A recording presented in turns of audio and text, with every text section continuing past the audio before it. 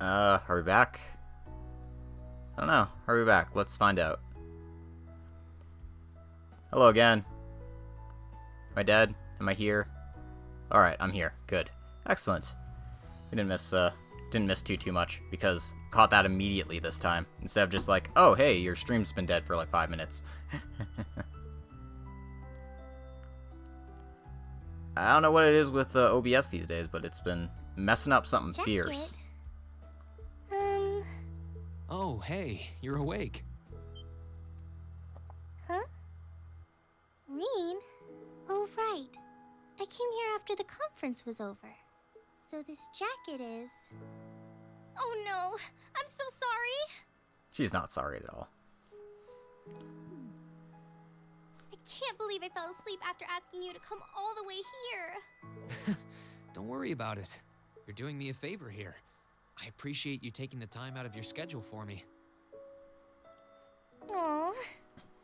Why is it that you always seem to catch me at the weirdest moments? Because you're nothing but weird, Toa. Still. Thanks. No problem. Glad to do what I can. It wasn't too hot, was it? No, of course not. It felt really nice and warm. But anyway, that's not the point. Now, listen here, Reen. Huh? Lecture mode. Lending me your jacket was very sweet and gentlemanly of you, and I'm kind of happy you did. But it's not very gentlemanly to sit and stare at a girl when she's sleeping, you know. I'm sorry? I did try to wake you up once, but you seemed so relaxed and peaceful that it would have been almost too cruel to go through with it. But I guess it was inconsiderate of me to just let you nap there. No. I'm not annoyed with you. It's just kind of weird to randomly watch people sleep, you know? If it was someone else, they might have misunderstood. Yeah, he just only do it for you, Toa. That's what it means. Don't worry about it. The only sleeping face I care about is yours, Toa. But also Elisa's. And Laura's. And Emma's, but I wouldn't be watching her face. I'm going to jail. I asked you to meet me here so I could show you more about the concert we put on for last year's festival. Oh, you mean the one you did with Angelica, Crow, and George? Do you have some record of it here? Actually, I do. George was testing out some kind of orbal video camera that was being developed by the Roer Institute of Technology. And we've still got the recording here. An orbal video camera? Yeah, the technology is different from what they use for the orbal net. That's right, orbal video cams. Actually, it's probably faster to just show you. Let me bring it up on the screen. See, they had like video camera technology here a year after the Liberal incident. Like, man, Liberal's such a backwater. Oh, you've got pictures of it. More than just pictures. Just watch. Amazing. I know, right? It plays back images and sound at the same time, so it's like a radio and a camera combined. The quality might be a bit rough, but it really feels like you're right there, doesn't it? It's really something else. Oh, there we are going up.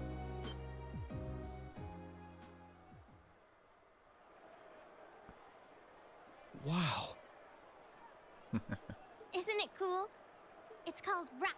It's making a splash in the music scene abroad.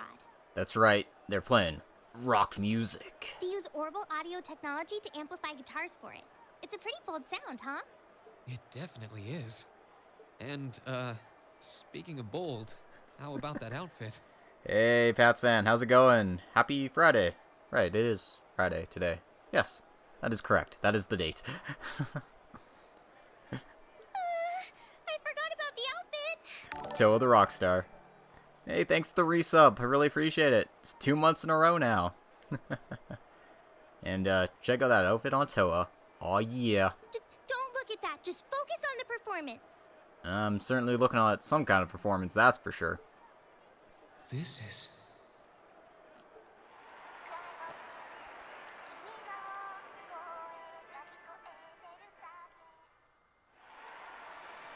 Yeah, like 2.5 seconds of cry for me, cry for you. Bravo! Lose track of time? Yeah, something like that. Also, I wake up at weird freaking hours of the day. So, I mean, that also helps. That was incredible! I wish I could have been there to see it in person. I'm glad you enjoyed it. So was that any help? Yeah, we're stealing your idea. Thanks, Toa. Help? This is exactly what I was looking for. I'm not sure if we can put together something as flashy as this. It was the best 2 seconds of my life. Hey, man, that's how I felt when, no, I'm gonna stop right there.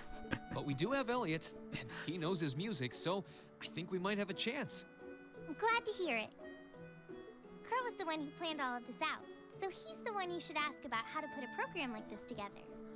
Angie did our choreography, and George got all the instruments together for us. I'm sure they'd help out if you asked. I think I just might. We have to get our preparations for the festival underway. Oh, I put a copy of the video onto this memory quartz for you too. If you put this memory quartz into the orbal projector here, you can watch the video anytime you want. You can watch this 2-second video anytime you want. Maybe you can bring everyone from your class here and show it to them tomorrow. Yeah. Thanks for everything, Toa. I mean, I asked you for help, but you really went above and beyond. I don't really know how to thank you. You're always looking out for me, Reen. It's the least I could do. Besides, I'm sure this idea will spark some lively discussion within your class. It's not a done deal yet, but I'm really curious to see how things turn out. Me too. Alright, so we finally have an idea for the festival. We're gonna put on a goddamn rock concert.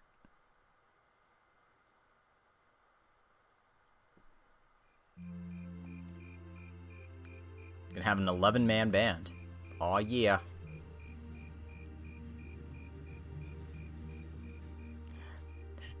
I'm sure Toa can think of something, but, she's a good girl. She wouldn't do that.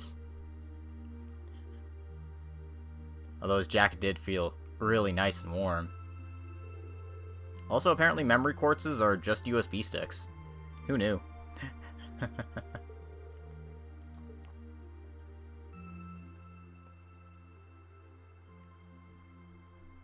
God, this is such a weird cut. Like, why wouldn't you cut to here first? I don't know. So it looks like Class 1 is definitely putting on a play, and not just any play, a full-scale classic operetta with all the trimmings. Even if an operetta is shorter than a full opera, this is Class 1 we're talking about. I'm sure they'll spare no expense on the outfits and stage design. True, if they had any more blowhards, they'd be a wind tunnel. Class 2 looks like they're going to run with their idea of doing some kind of indoor garden. From what I heard, they want something based on the motif of the night sky. Sounds like quite the elaborate setup. Class 3 is intending to run a game room based around Blade. I heard they're planning to decorate the room like a castle and provide lessons for beginners as well as advanced matches. Really? Class 4 is going to be doing an Eastern-style cafe of sorts. They're claiming you can enjoy an exotic dining experience. Not sure what they mean by Eastern style, though. Well, my sword is technically Eastern style, I guess, but yeah, that seems like an awfully broad term.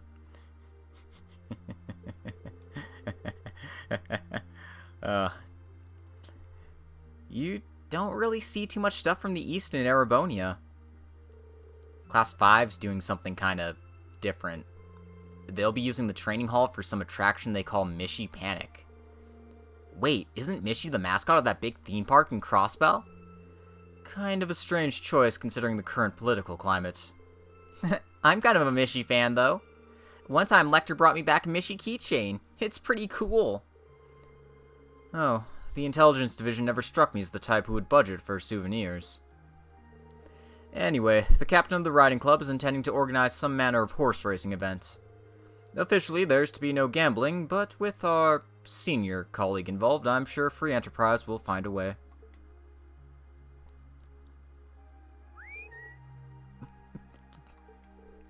Really, Crow? Toa's not gonna like it if she finds out. Aw, come on, it's a festival. A little low-stakes fun never hurt anyone. A number of second years are planning to run stalls, and many clubs are intending to put on events as well. But in terms of scale, the 5 other classes are our main competition. I've heard that attendees will be able to vote on which class's event they like the most, with the winner to be announced during these evening's festivities. That sounds like it's going to make things awfully competitive. Still, isn't that much more incentive to make our class's contribution one to remember? Which leads us to our current problem. What do we do?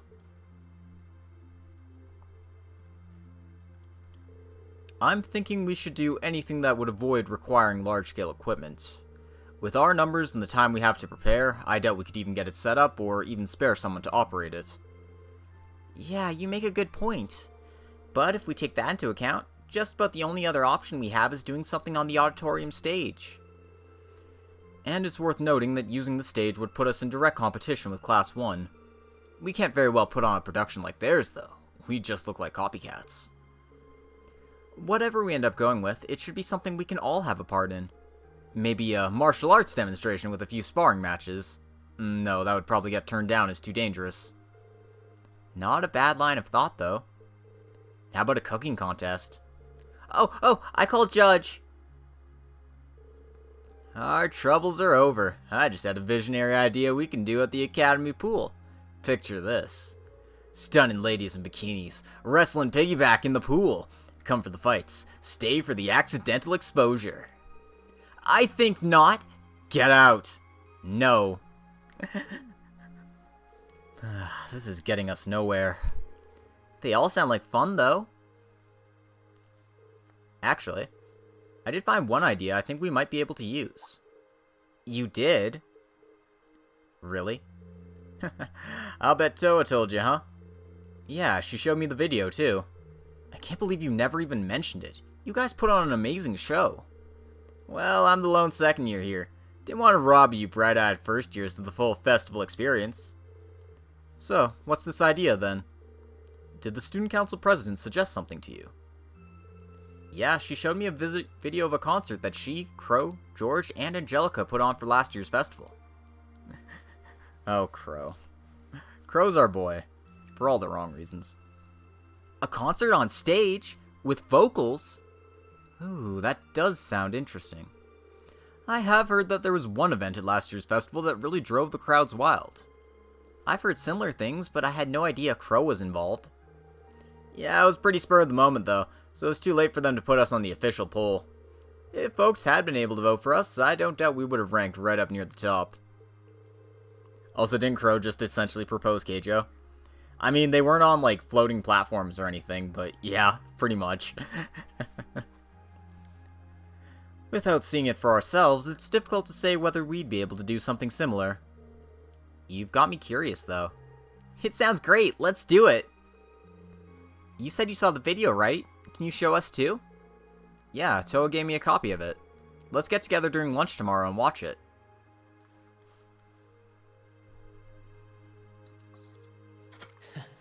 I can't wait to see the looks on their faces when they see it. Though I imagine Toa's outfit might raise more than a few questions too. Oh, it's 9 already? Abin time should be on soon. Aw yeah, it's time for Abin time. That's what we're all here for. And yeah, Logic Play DMV is swamped. I'm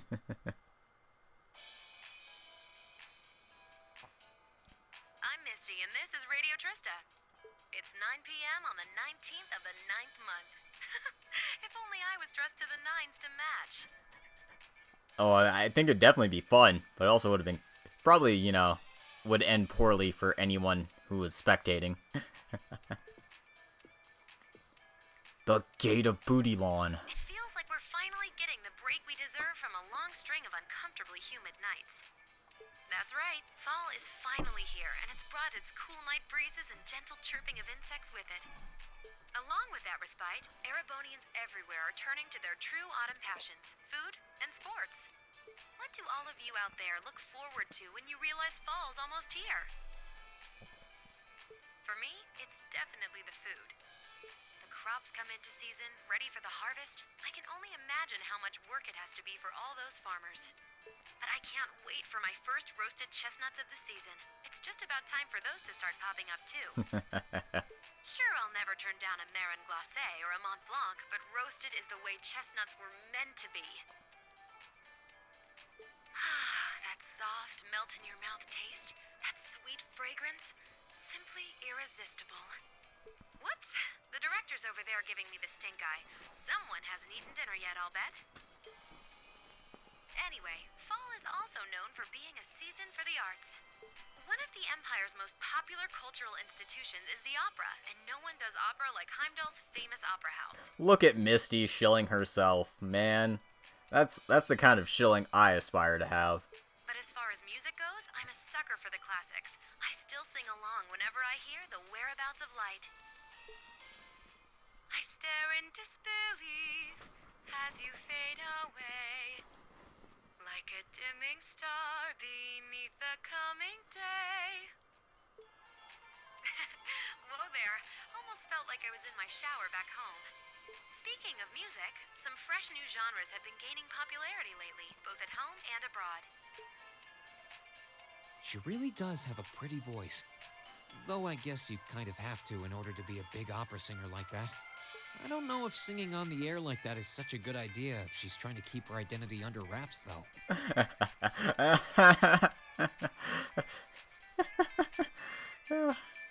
Damn it.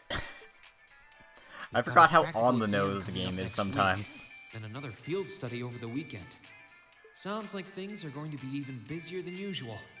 I'd better brace myself for an exhausting week. Well, as you know, the smell of a certain something smells a whole lot like chestnuts, so...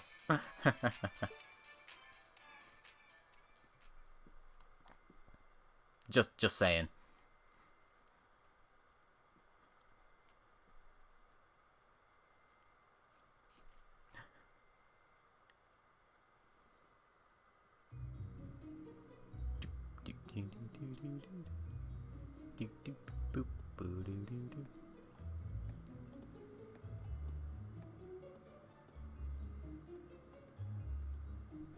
It's so weird seeing actual students, like, inside the school.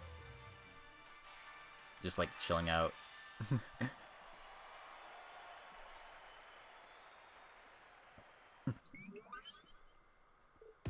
Whoa! That was way cool! Very impressive. That was neat. Well, it was certainly quite a technical display. But if you think we're gonna put on outfits like that and prance around on stage, you must be dreaming. Well, the outfits all depend on what kind of performance we put on. The clothes have to fit the mood and the music. Right, Crow? Yeah, we did a rock song last year. So if our outfits didn't scream, rock! The whole performance would have lacked something, in my opinion. Though in my infinite wisdom, I'd like to point out that revealing outfits will be popular regardless of the music. You guys! Outfits aside, it does seem like a bold concept. Few would think to put on a performance like that. If we put in the time to practice, we may even compare favorably with Class 1's operetta. Well, Elliot's the music expert here. Do you think there's any chance we could put on a performance like this? Hold on. So first things first, how many of us can actually play an instrument? You learned the lute from your dad, right, Reen? Yeah, I'm no virtuoso, but I can play as long as the music's not too complicated. And Lisa, you can play the violin, right? Yeah, my grandfather taught me. Gaius, you can play the sitar, was it? Been playing it for years. I can play the piano, so with the four of us, it looks like we have our instruments covered. Guess that means we just need to work on our music and lyrics and decide who's going to be on vocals. So yeah, it really does depend on what sort of music we want to do. But I think we can pull off an impressive performance. Great. Well, when you put it that way, it doesn't sound like such a bad idea. That's true, and it seems fitting for a festival too. Sounds good to me. Yeah, let's do it. Then the matter is settled. I'm in favor too. I dread the thought of what the instructor would do if we didn't have anything decided by today. So we leave the musical responsibilities in Elliot's hands then. Yeah, I think he's in the best position to decide the style of the performance, our songs, and what we should each be doing. That okay with you, Elliot? Sure thing. I haven't spent all these years studying music for nothing. Oh, and Crow? Do you think you could give us some help with the outfits and with getting a hold of the equipment we'll need? I'd like us to do as much of this ourselves as we can. Sure, I'll do what I can. This might be tempting and all, but I am part of Class 7. So if you're going all in, I'll throw my chips in your pile. Crow. Crow. Wow, maybe I've had you pegged wrong all this time. So just leave those outfits in my capable hands. I'll make sure you all shine like stars up there. Especially the ladies. I take it all back. He's not even trying to hide it. We're counting on you to keep him tasteful, Reen. Right. Tasteful. Reen's like, damn it, I want optimal bounce vectors. Crow, these ideas are brilliant, but the girls will kill us if we go through with them.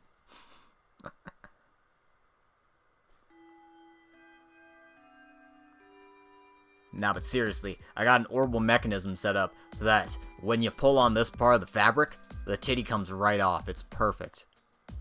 Crow, no, we're not doing the Super Bowl here. First, congratulations are in order. Took you long enough, but you finally decided what to do for the festival. So, you're following in Toa's footsteps and putting on a concert, huh? Have you decided what kind of music you want to do? Not exactly. We're still kind of getting things sorted. At the very least, it should be pretty easy to decide who's playing an instrument and who will be on vocals. I'm not actually sure I've ever touched an instrument. Can't say that I have either. You'd probably need at least some rudimentary experience to play an instrument at the festival. I had the pleasure of seeing last year's concert live. They put on a real show. Reen and Crow, you two are handling all the outfits, right? You guys have that under control? Yep, we got that shit on lockdown. Well, we've narrowed it down to the 15 most promising designs. Fucking Crow, man. ADO save us all. I suppose we'll just have to rely on Reen to save us from being dressed by Crow. Honestly, I feel a little envious. If I were 5 years younger, I'd jump right up on stage with all of you and have a great old time. Hey, Jeff. We're not actually going with Logic Dessert. That was a joke. No. I'm not the Logic Desert. It's not true. It's impossible. Hey, what are you looking at me like that for? Instructor? How old are you again? Aren't you in your mid-20s? Even if you're 5 years younger, graduation would still be years behind you. Hush, you! For us ladies, everything up to the mid-20s is just a warm-up. And men? They're like fine wines, better with age. I'm not sensitive about it, really. This is just another valuable life lesson that is my duty as your instructor to impart.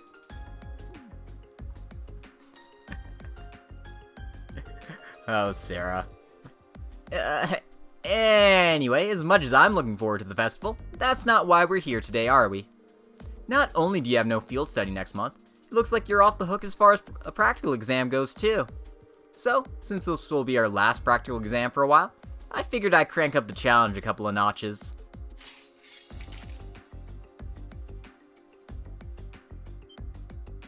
That's right, we're finally gonna get to throw down with Instructor Sarah. Wait, are you saying... Are you going to serve as our opponent? Bingo! Just think of it as the long-awaited second round of Maze exam. If you want to get back at me, now's your chance. But you'd better bring it, because I'm not going to go easy on you. Alright, Reen, pick 2 for your team because you're up first. Got it. Alright. See, like, story-wise, I would go with Machias and Eustace, but, like, why would I do that? Why would I live that life?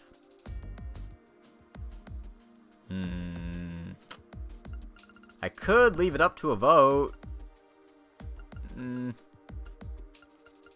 Nah, screw it. Let's do it. Elliot Fee, it's your time to shine.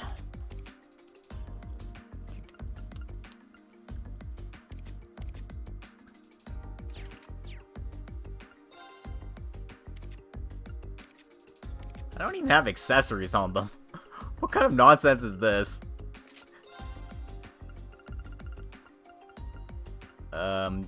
Do.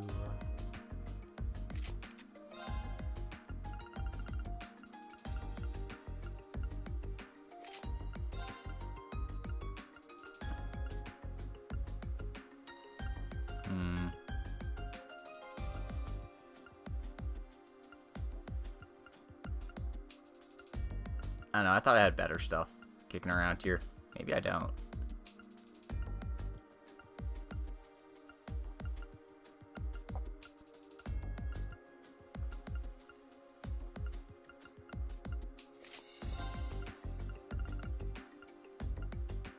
Yeah, screw it. I'm just gonna go with a stat booster. That's probably better than what I've got.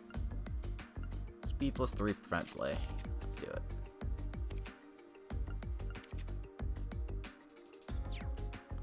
Jeff's never gonna let me live that nickname down. Nope, it's stuck like glue.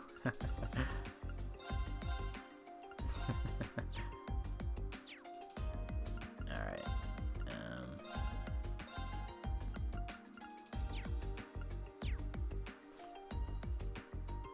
Let's try it. Let's see what happens. Probably gonna get my butt whooped, but we'll see.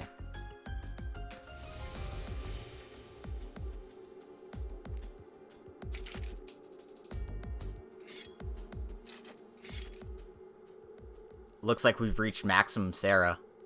But I know we've gotten stronger during these last 6 months. Well, if you're ever holding anything back before, now's the time to pour it all in. I take it you're all ready? You've been studying and training here half a year now. I think you might finally be able to do it. Now, show me you've got what it takes to pass with flying colors. Right! Come at me with everything you've got! No one reaches low health during the battle, win in less than 40 turns. Alright. Well, let's see if it's possible. Right! Keep it up, everyone! My turn.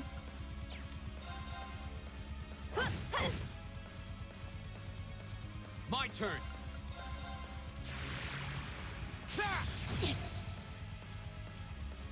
Okay. My turn.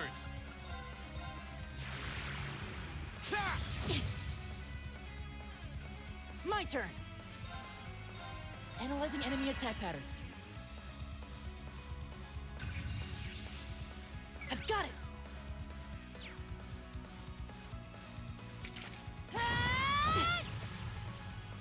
I'll handle it.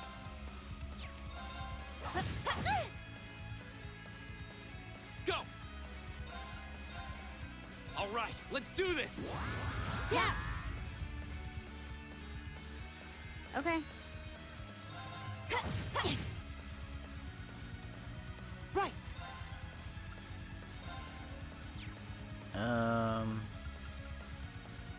Arcus activate! Right, that's why I brought Elliot. Ha! Boom. Go.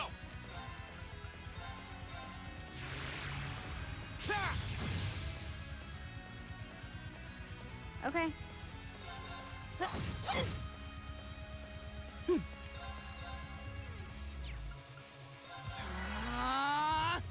Go.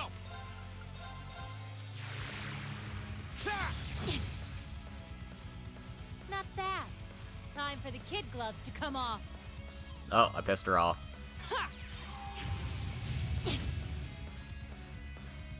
My turn. Here we go.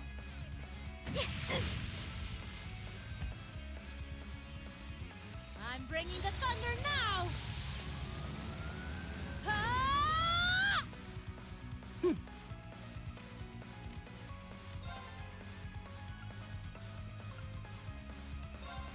Arcus activate! Here we go.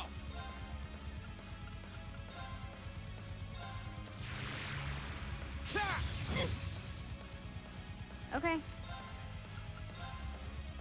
Here we go.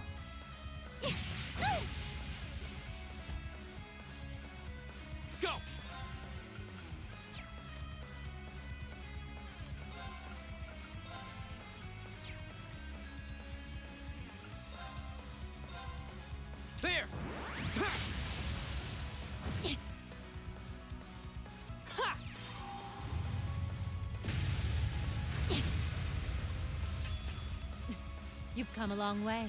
And there we go. All right, let's keep going.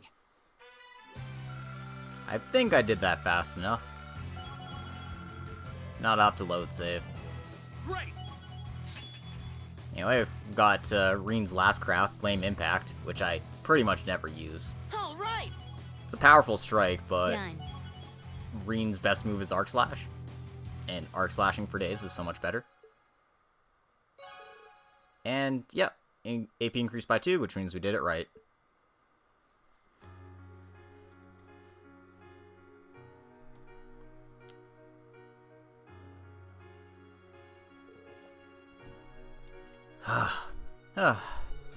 We did it. It did take all 3 of us to match her strength, though.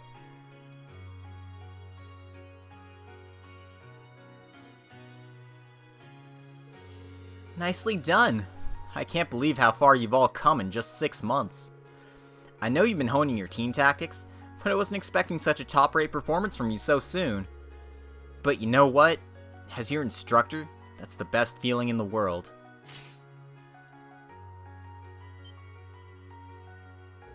Okay, that's 1 group down, 3 more to go. I'll call you in groups of 3, so be ready to jump in when I call your name.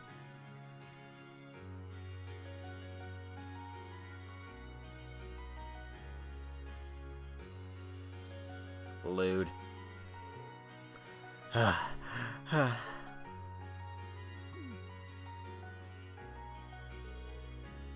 Is she even human? Multiple groups with multiple opponents in every group, and she was still able to put up a fight against all of us. She's on a completely different level. We'll need to redouble our efforts in training if we hope to match her. You can say that again. I'm spent. Mind if I use you as a pillow, Emma? What? Here? Have you no shame? Looks like there's still some life in her yet. She's the only person I know who can fight 4 back-to-back battles and still have the energy for wisecracks. Don't get me wrong, I'm genuinely impressed with how far you've come. Now I can tell you where you're headed for your field study without any worries.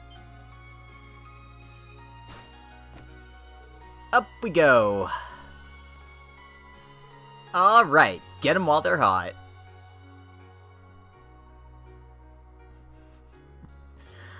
Sarah's good. Sarah's good, people. Interesting choices. Anyway, field study, September. Group A, Reen, Elisa, Fee, Machias, Elliot, Crow. Study location, Roer, the industrial metropolis. Group B, Emma, Laura, Eustace, Gaius, Milliam. Study location, Ordis, the port city. Basically all that happened is, Reen switched groups. And that was it. Sarah's really lazy with her groups now. Roer and Ordis. Those are 2 of the Empire's largest cities, right? Well, technically they are. Roer's far from small, but Ordis is kind of on another level. It's the 2nd largest city in the Empire, with over 400,000 people. It also happens to be the stronghold of Duke Cayenne, the noble faction's de facto leader.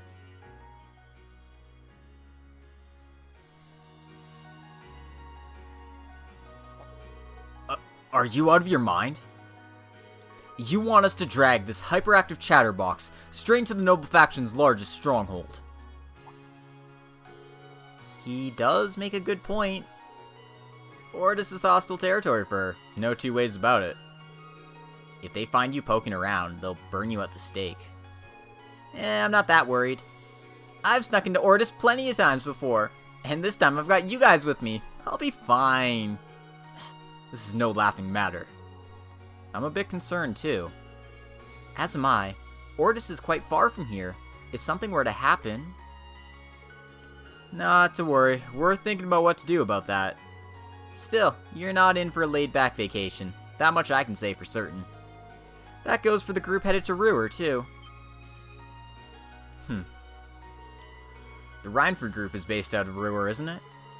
Though Roer's also part of Marquis Rogner's domain, and he's the head of one of the 4 great houses. Jellica's stubborn old man, eh? He's supposed to be a real hardliner, even among the big shots in the aristocracy. That's true, but the Imperial Army also runs a military factory in the vicinity. The Reinford group isn't aligned with either faction, but I can imagine there are more than a few ongoing complications. Really? Sounds like trouble if you ask me. Why would my father and the other members of the board choose destinations like those in dangerous times like these?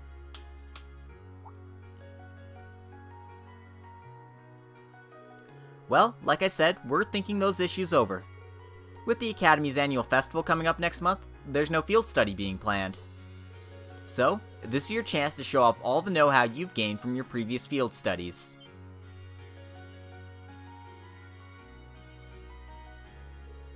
Make whatever preparations you need to, and when Saturday rolls around, travel with your heads held high. Class 7's done a damn good job so far. The only reputation you guys have to live up to is your own.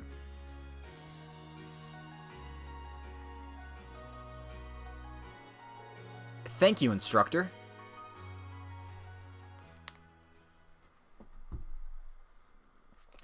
Yeah, Sarah's a better instructor than Reen ever was. Your rank's gone up. And Here's a little something from the Academy. we're all the way up to 357 AP. That's pretty good stuff. And I'm just gonna check if I'm at max here. I am. Excellent. I haven't messed anything up yet. Thank you for everything.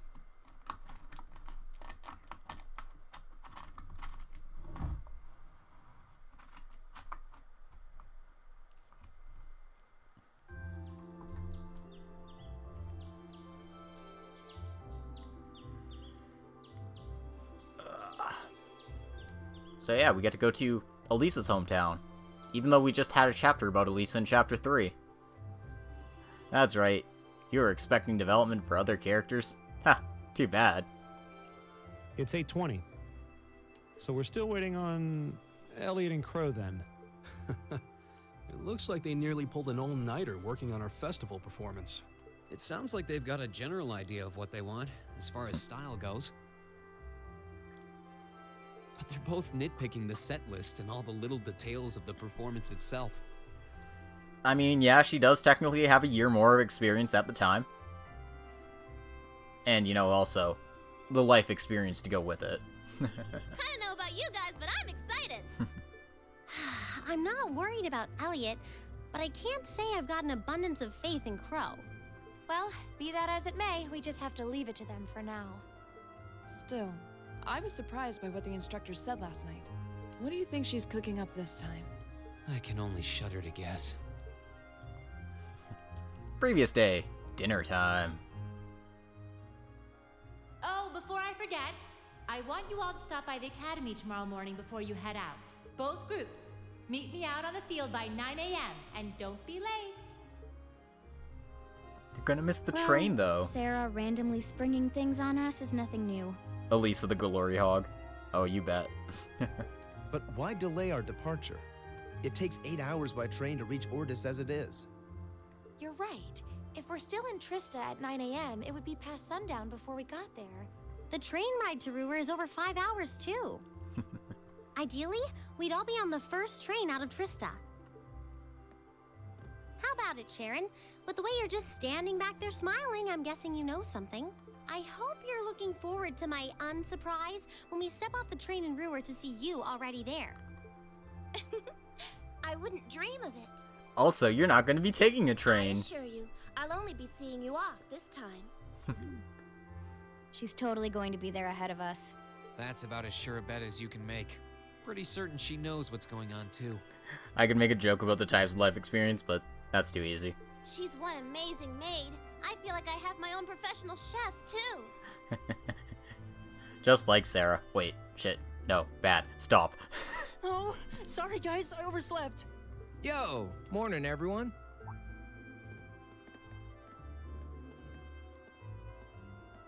Morning. Looks like we have everyone now. We have to meet the instructor at the field by 9, right? I don't know what she wants to see us about, but don't worry, we've still got some time left. Anyway, I think we should head out now. I'm sure most of us have some last-minute preparations to take care of. True. Yeah. Have a safe trip, everyone. All rare quartz and accessories have been unequipped from the other group's members, which means I have to actually check everyone's quartz before I get started here. Alright, so, is this what I'm actually going with? I feel like I just want that there so I can level it up, but at the same time, I could just give him the megalith and actually have him be good.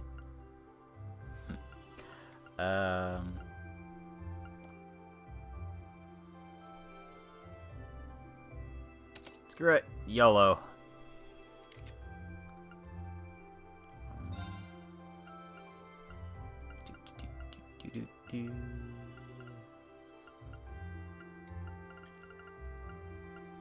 Yeah. I am fine with these.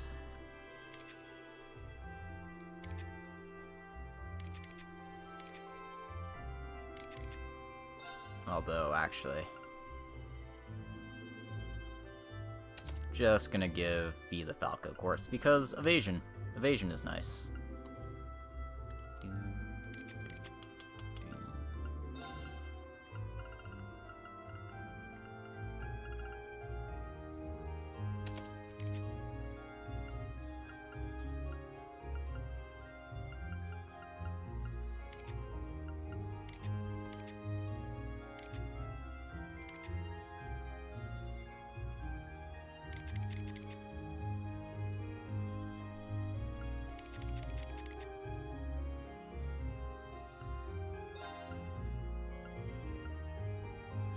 Give Elliot domination? No. It's like, I should have it on somebody, right? But, like, I don't really have physical attackers in this party is the thing.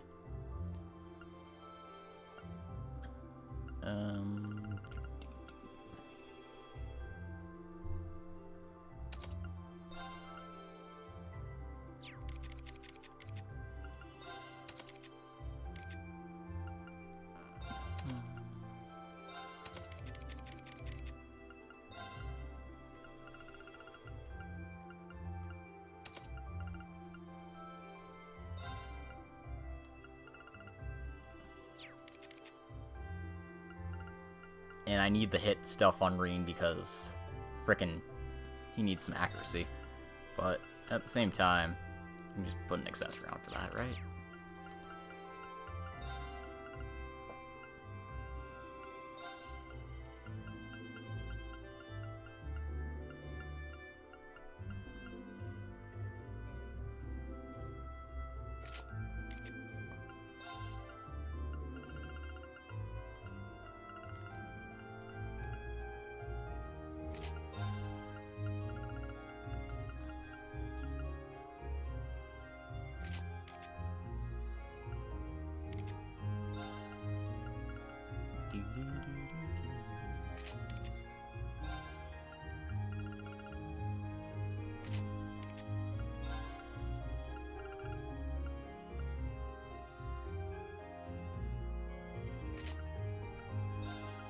He's already got faint prevention. Ugh. Setups. Why? Petrification. Sure, we'll go with that.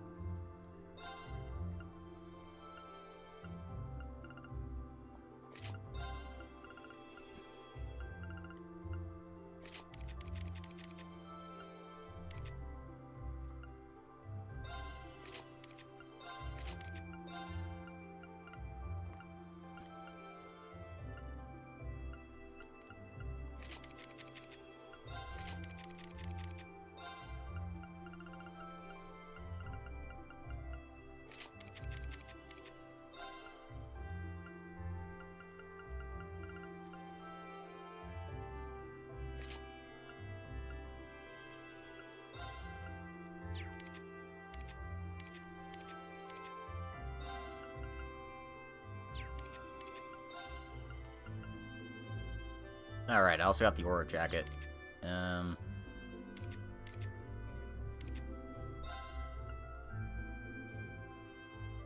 I guess I could make Elliot never die. That might be a good idea, actually.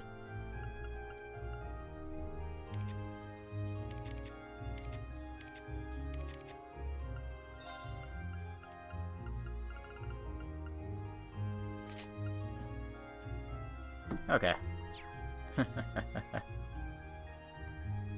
Sarah's not really that easy. It's just that no one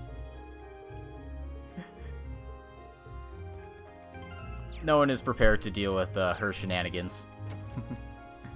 Alright, I've got all my setup done, I think. Gotta talk to the most important NPCs. It's getting awful chilly these days, isn't it? Hannah, is something wrong? Of course not. Everything's just peachy. He is a crafty one, that's for sure. But I can't let him find out about the sweater I'm knitting for him just yet. Oh. Oh, maybe. Aren't you glad we get to be in the same group again? Words cannot begin to express the agony. Aw, don't be shy. Me and Lammy will keep you safe, so no need to worry. Please stop talking. Good grief, it's like she's incapable of showing concern or attention. One would hardly think she's about to journey to Ordis. It's odd, thinking about how close this month's field study was to being cancelled. And it's even weirder how relieved I felt that it wasn't. I know what you mean. I know we struggle through every month, but I felt that same sense of relief. Guess that just goes to show how much a part of their lives they've become. We don't have a field study lined up for next month because of the festival. I'm guessing that means that this month's field study will be doubly challenging. Oh, don't you know it. Don't you frickin' know it.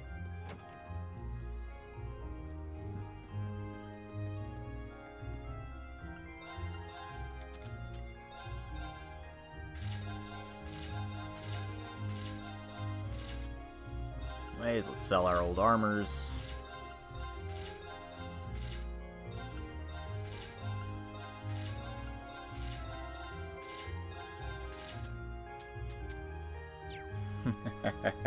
That's just one person.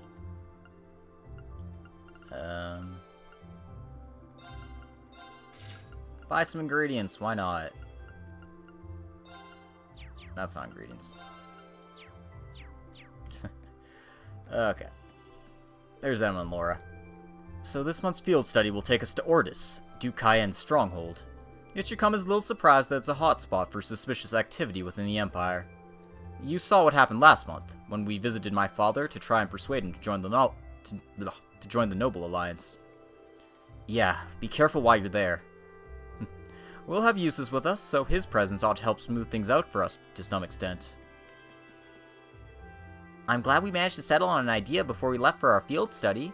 I doubt we'd be able to really focus on our tasks if we left it up in the air. Yeah, honestly, I feel relieved now that we got that squared away. Doesn't change the fact that we got barely any time to prepare for it, though. Poor Ellie and I are gonna have to burn the candles at both ends figuring out a plan of action while we're out there. Yeah, probably. Well, I wish you all the best on your trip. And remember, we've got a festival coming up right after, so make sure you all return safe and sound. We will. Thanks, Emma.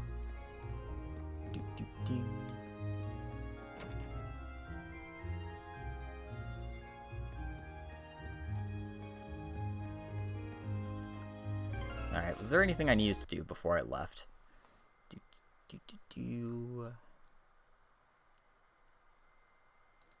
Nope. Just, frickin' head to the entrance, I guess.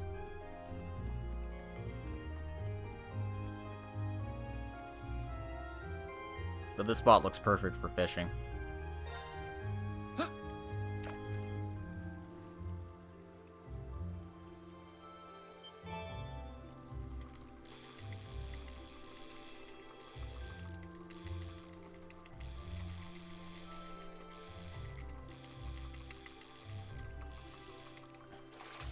Get it. Wow, this is a big one. Catfish get. Alright.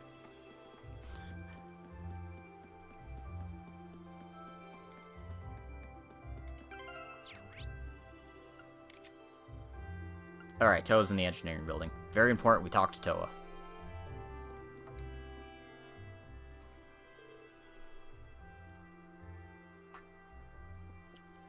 Morning, everyone. Good morning. I didn't expect to see all three of you here together this early. What gives? We were just talking about all of you, actually.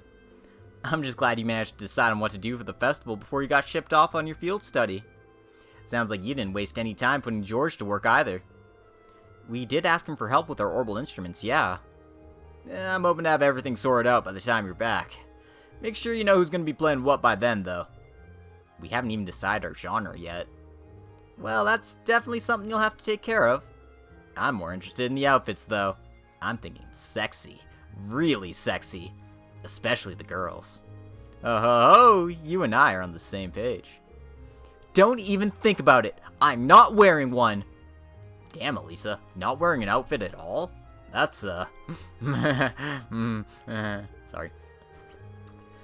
It would be a bit distracting if they ended up being revealing as President Herschel's was. Oh, that was all Angie's and Crow's fault. They wouldn't listen to any of my feedback. I hope you realize how much I'm counting on you to stop this, Reen. So who does teach sex ed at Thor's? Probably Instructor Beatrix, honestly. Like, legitimately? If there is a course? I'll see what I can do. On a less sexy topic, this month's field study sounds like a tough one. Roer's at the center of the Nordia province. The provincial army's influence isn't quite as blatant as in Ordis, but they still hold significant sway there. And their relationship with the railway military police is especially bad, so make sure you don't get wrapped up in all that. Really? And tensions are rising both inside and outside the country as it is. It's kind of worrisome. At least your field study's been planned out to minimize the chances of you getting into any trouble. What? What do you mean by planned out? Oh, did Instructor Sarah not tell you? Well, we can't spoil the surprise then, can we? What are you... Curiosity piqued. Well, they did call you to the field, right? Why don't you get going? I'm sure it all makes sense when you get there. Slow it down. How come you guys all get to know and I don't? Sorry, Crow. Well, that's what you get for taking the easy classes again this year. What she said. Still, you're technically a second year, so make sure to back your new class up. Oh, I see how it is. Get a few more credits than me and you think you can get away with saying whatever you want.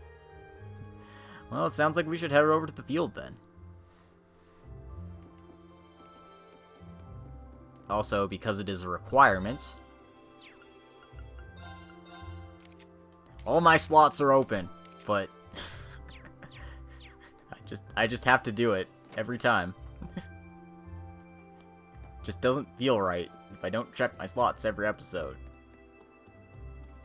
Ooh, Adel's out here. I'll talk to Adel too. Hello, Fee. It's time for yet another field study, isn't it? Although it seems like this time you're leaving later than usual. Sarah told us to head to the field for some reason. Oh, is that the case? Fee, no matter what you have to face, I'm sure you'll be able to overcome it. So just make sure to give it everything you've got. Roger. Aww. Oh, it's Patrick.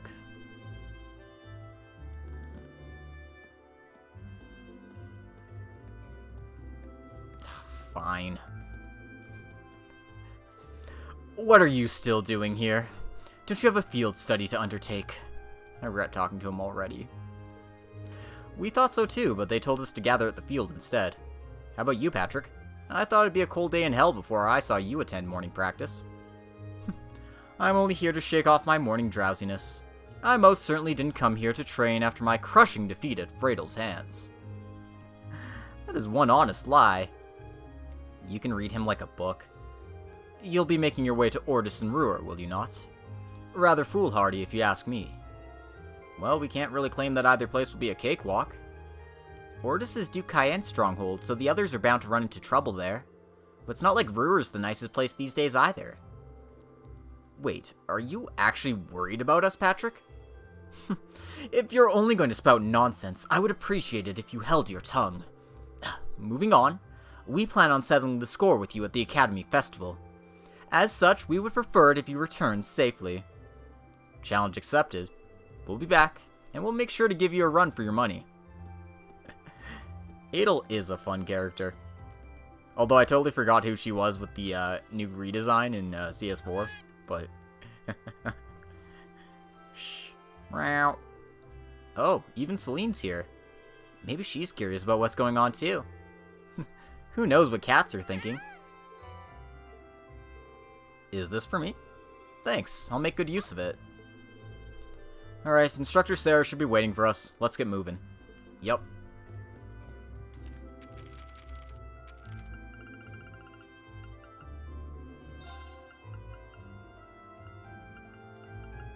Sure, I'll give it a shot. Oh, you're gonna like this. Kitty. Well, we were all told to meet here at 9 a.m. Seems like I still have some time. No idea what this is all about, but it'd probably be a good idea to finish preparing first.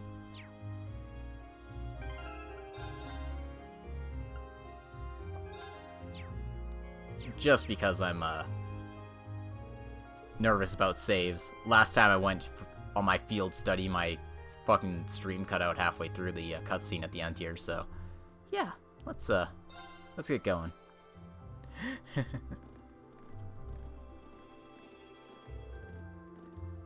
Good, you're all here. Oh, instructor, I wasn't expecting you to be...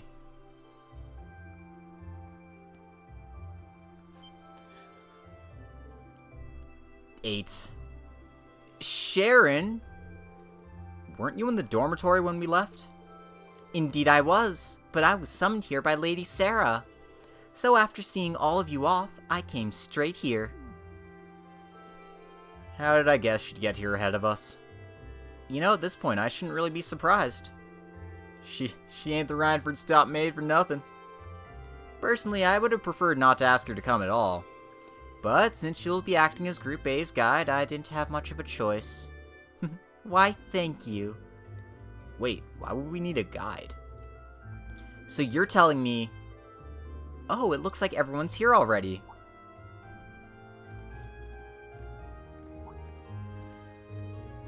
Oh, Sharon's here too. Huh? What's she doing here? Cooking, cleaning, instantaneous travel. What isn't on her resume? You flatter me, Master Eustace. Well, we got all you here now. And look at that, 9 a.m., right on time. Huh? What's that sound? It sounds like a rush of air. No, that's not quite it. Sounds to me like an airship. Are you kidding me?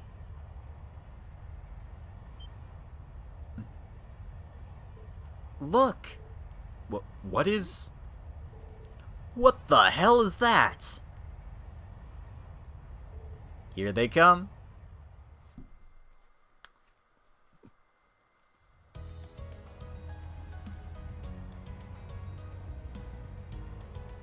So Liberl might have the RCA and the White Wings, but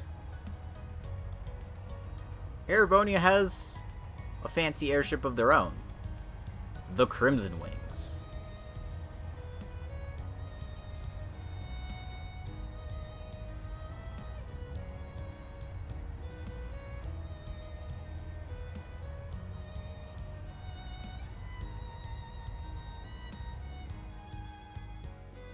I wonder whose brilliant idea this was.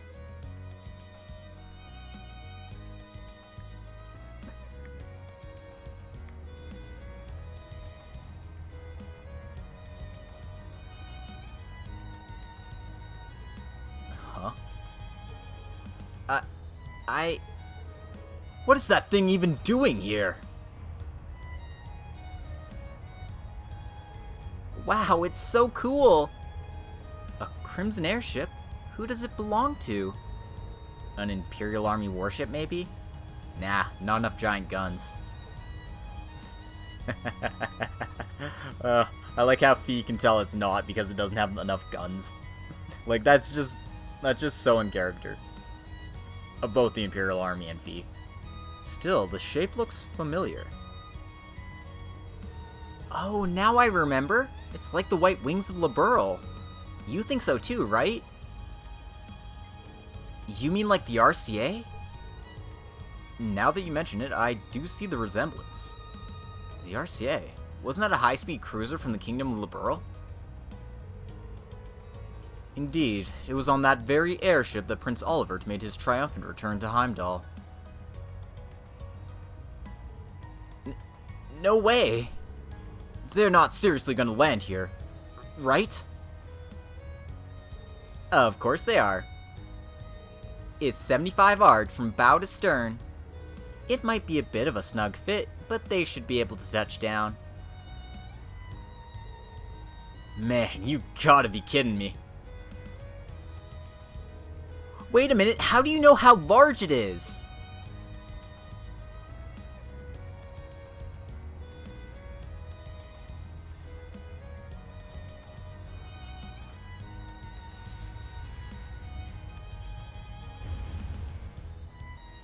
Airships are so cool, guys.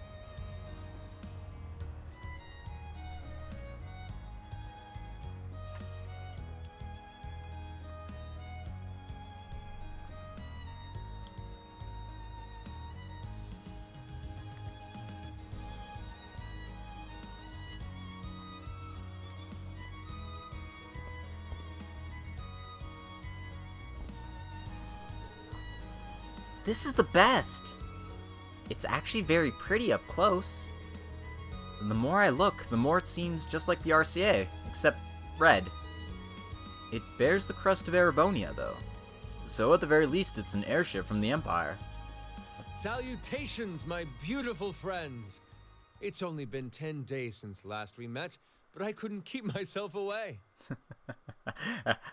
Oh yeah, it's our boy. It's our boy Olivier. And also our boy Mueller. Prince Olivert. And Major Vander. I'm glad to see you all again. Your slack-jawed amazement says it all. It looks like this will be quite the crowd pleaser during its grand unveiling in Heimdall. Wait, what grand unveiling? Man, I don't even know what's going on anymore. Still, the prince is just here in a supporting capacity today, to say nothing of myself. The real stars of this show are the airship, and this fine gentleman we have aboard. Who might you be referring to? It's been quite some time. I see many familiar faces gathered here today, and several I've yet to have the pleasure of meeting. That's right, it's Sword Daddy himself. Victor S. Arcade. I know that voice.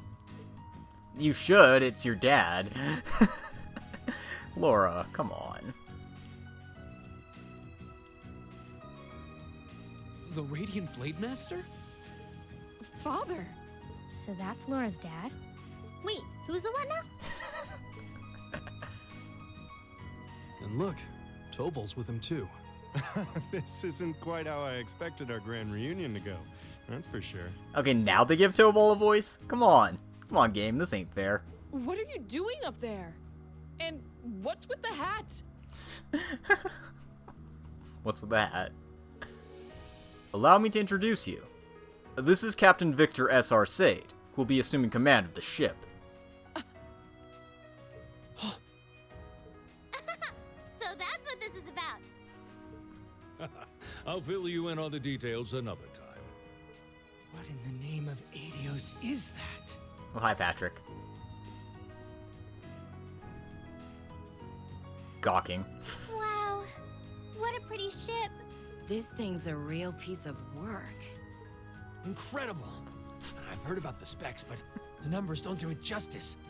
Looks even better live than on paper. I can't wait to blow it up. Wait. Principal Van Dyke, you too? That's cruel. Could someone fill us in on what exactly is going on here? Your bafflement is quite understandable. The chairman of the board proposed a change to your travel arrangements for this month's field study. He's agreed to deliver all of you to your respective destinations aboard this airship. What? We'll be riding in style. He's mainly taking it on its maiden voyage to unveil the ship to the nation. We're just kind of along for the ride. You'll be headed to the capital first, but from there, it'll be a straight shot to Roer. Wow. I'm not sure what to say. Huh. This is all so sudden. I think I need to sit down. Well, should we be off, Your Highness? Yes, that sounds marvelous.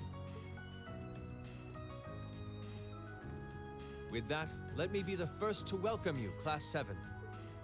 Aboard the second Arsail-class high-speed cruiser, the Courageous. That's right, we're going boating, everyone. And we don't get to take a train to Roer. We're going in style. We're taking a freaking big honking ass fucking red airship. Whoop whoop.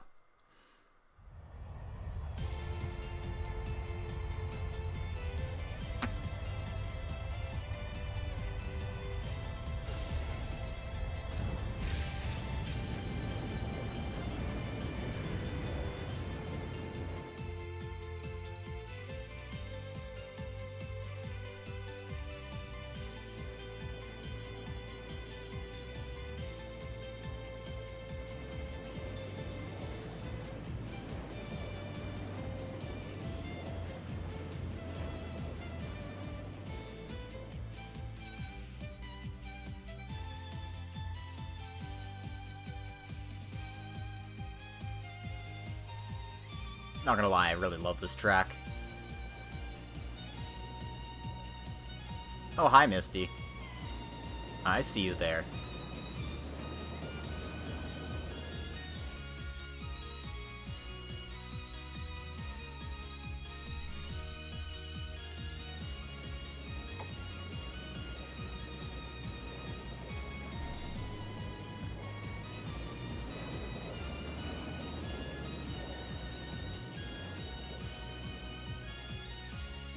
Also, Blue Blanc, I see you there too. Sneaky boy, you.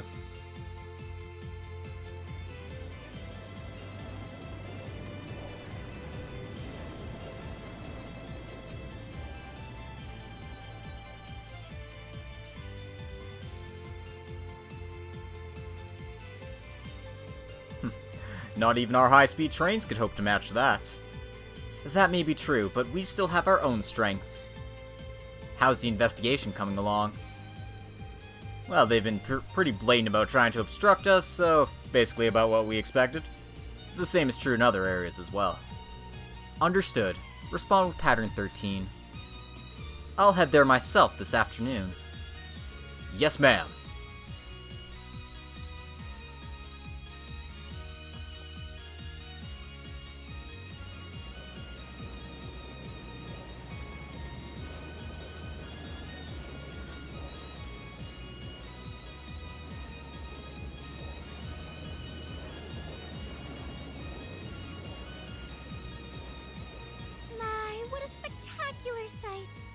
My brother told me all about it, but there's no substitute for seeing it soar through the skies.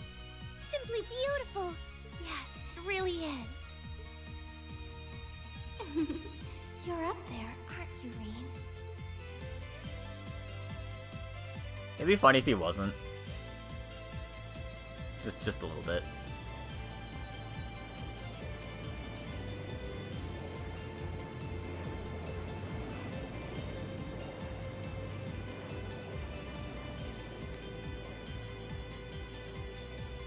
Wow! That's the Courageous! Oliver finally finished his airship.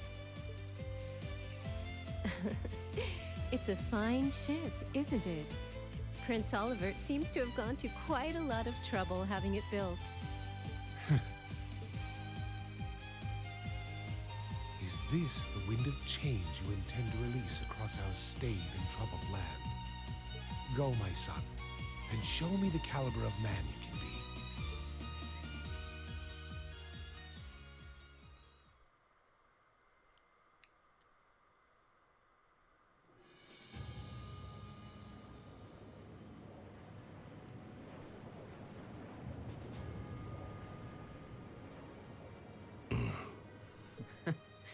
Can you believe it's been almost 2 years already? And look at how far our debaucherous prince has managed to come. Partnering with Liberl to make a second Arcel-class airship, then cruising over the capital? I suppose that's one way to stick it to you for outmaneuvering him at the trade conference. Let him have his fun for now.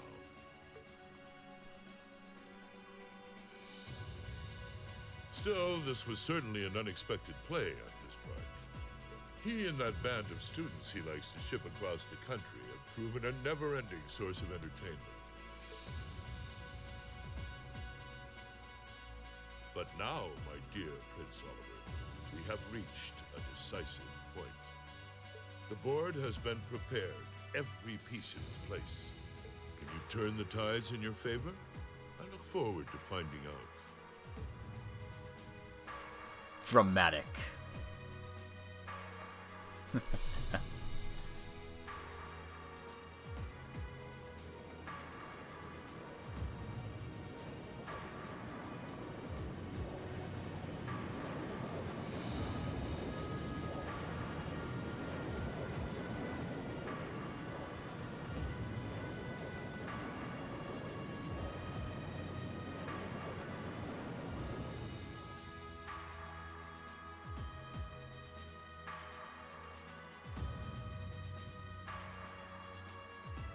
Courageous. The bridge. Damn, that's way fancier than the Arceus was. It's currently 10:02, and we have a north-northwesterly wind blowing in at a speed of 11 Arj. We've just passed through the Schwartz-Drake barrier's airspace into the province of Nortia. Current speed is 3,050 SPH. We've reached full cruising velocity. Or 305 kilometers per hour, if you're doing the quick maths. Maintain current course and speed. Follow the Nortia main line, maintaining a distance of 200 Arj. Aye, aye, Captain. So this is what the bridge of a cruiser looks like. It's all kind of making my head spin. If I'm not mistaken, this ship is equipped with the Epstein Foundation's latest information processing system. So you actually managed to get the Reinford Group, the ZCF, and the Epstein Foundation to collaborate? I suppose you would be the most well-informed on matters of technology.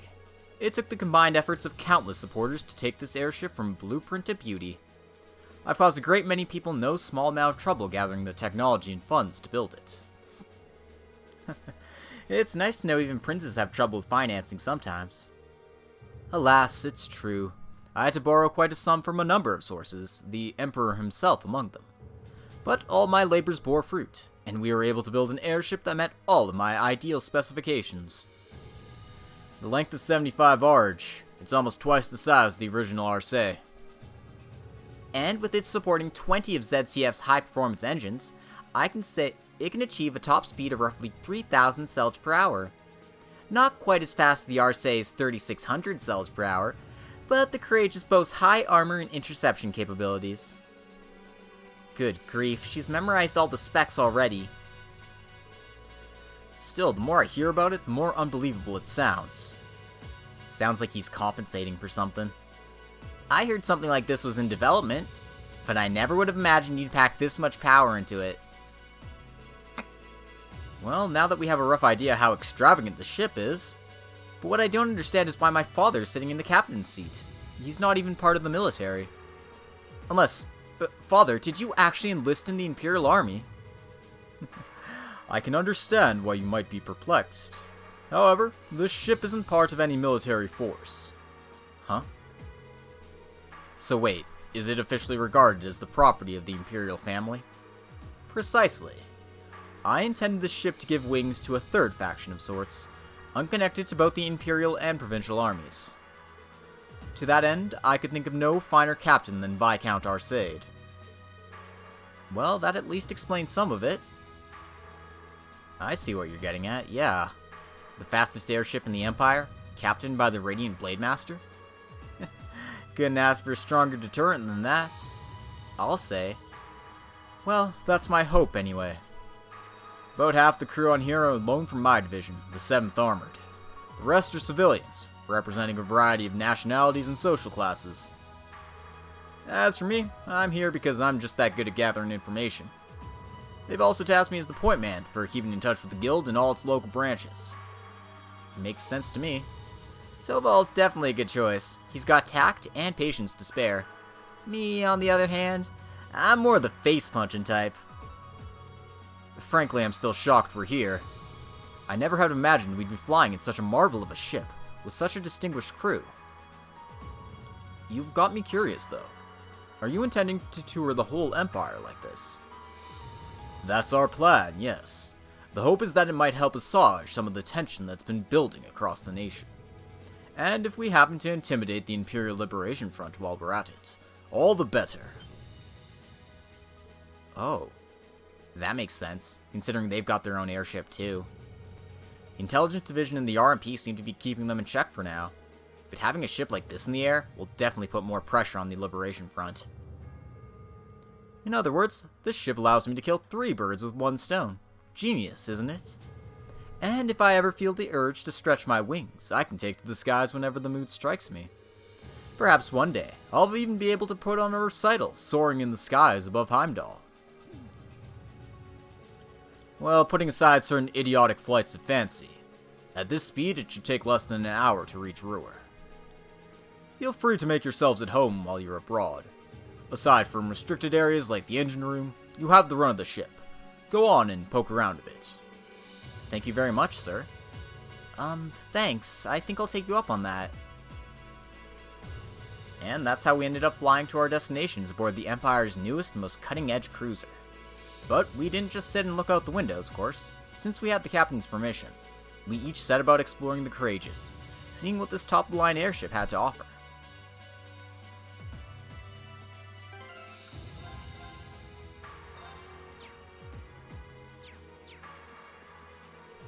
Everything on this airship is really cutting edge.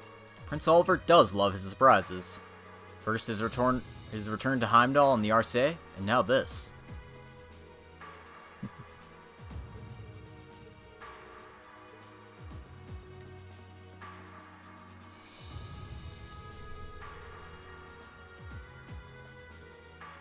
Honestly, you could have told me about this a little sooner. Is this the reason you've been so busy lately? I apologize for the secrecy, but much of this project fell under the veil of strict confidentiality.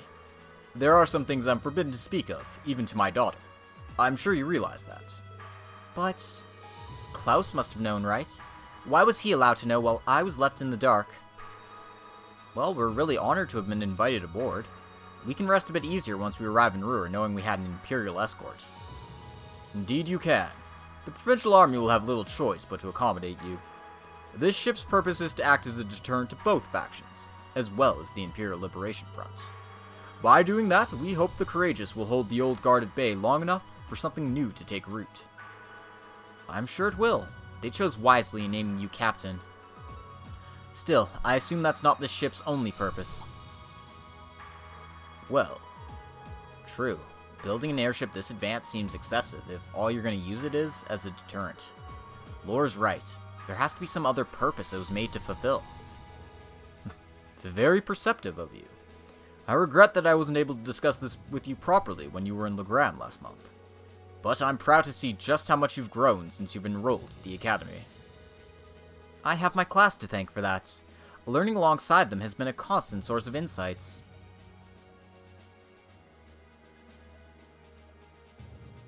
So tell me, Reen, how's she doing? Is Lore getting along with the other students? Huh? I think she's been fitting in fine. I see. That's reassuring to hear. At times, I worry that growing up in a sword-fighting household has caused her to end up less well-rounded than her peers. I hope you and the others will continue looking out for her. Of course. We're glad she's with us. I can't imagine Class 7 without her. I can't help but get the feeling that she's something more to you than simply a classmate. Whatever the truth may be, I hope you'll continue treating her as the lady she is. I'm not one to abide inappropriate behavior towards my daughter. I don't have the faintest idea what you're talking about, but I'd like to think I know how to conduct myself towards my classmates. Good, good. That's what I wanted to hear.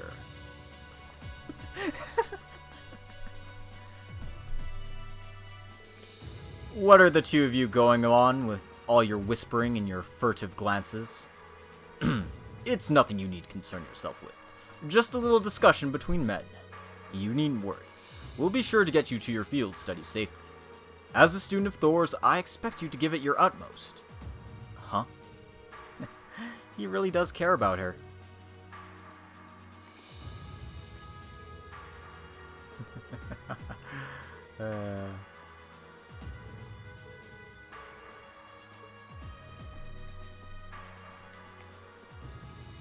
Daddy Victor like, hey, if you do anything bad, I'm gonna fuck you up.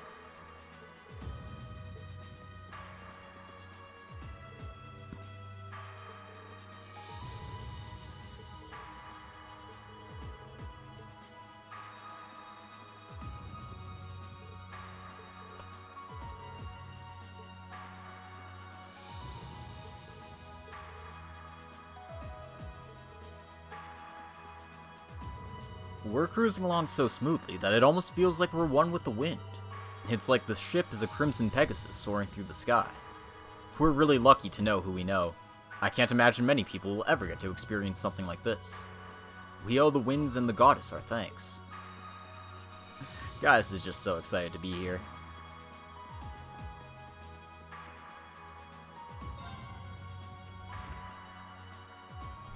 And yeah, we don't have like free reign of the ship, but we can see some things.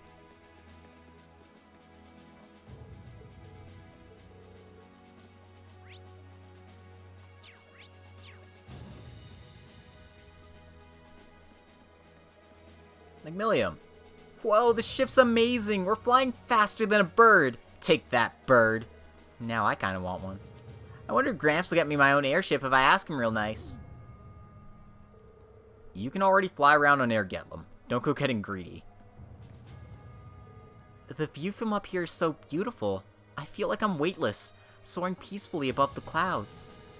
You know, this is actually the first time I've ever been aboard an airship. I think I'm starting to feel a little dizzy. Is that normal?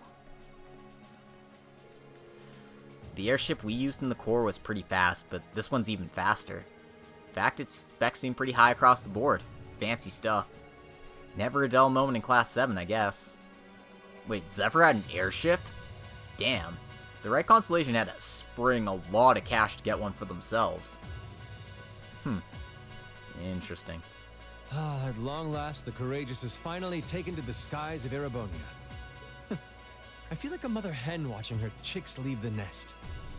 I'll take your word for it. This may sound a bit forward of me to say, but it sounds like you had some hurdles getting this project together. It was no easy ride, I'll say that. I doubt it would have come together without the Prince's unwavering dedication and tireless work. He had to find the time to raise funds and oversee the entire project, in addition to all his official duties. And to add to that, he had to take care of all the arrangements necessary to get Viscount Arcade installed as its captain. I can't even imagine how busy your schedule must have been. Even from a student's perspective, it sounds brutal. Well, for this ship to have any weight as a deterrent, I needed the Viscount. Thankfully, he agreed to my request. My plan is to create a neutral third power capable of acting independently of our nation's two competing factions. You can think of the Courageous as the first physical embodiment of that ideal. A third party, huh? I feel like I'm starting to understand at least part of what it is you're trying to accomplish. The road will be a difficult one, though. True, but this is only the beginning. Seeing this ship soar through the clouds for the first time moves my heart. Just as when Class 7 was formally established. I look forward to seeing what the future holds for the Courageous. And for the brave men and women of your class. Your Highness. We live in interesting times. The political situation across the Empire seems to grow more ominous by the day. But, with any luck, making a real show out of this ship's launch will push back against the prevailing climate. Well, that's the hope at least. Either way, you'll have your whole life to split hairs about politics. For now, give your attention to your field study. Thank you. I know you have high expectations for us, and I hope we'll be able to meet them. Aww. It's nice seeing Olivier so happy. And it looks like the boys are chilling out here. Come on, nobody wants to see dudes sing. It's all about the ladies. Besides, if we make the outfit skimpy enough, guys will be breaking down the doors to get in. Oh, crow. Are you three working out what to do for our concert? Yeah, we got the general gist of it figured out now, but... let me ask you, Reen. Would you prefer male or female vocals? That's a really important question, too, since it'll change the audience we draw. That's a tough decision. Why not try both, then? You know what? That'd be perfect. Yeah, I really like that idea. 2 songs would be the perfect length, too.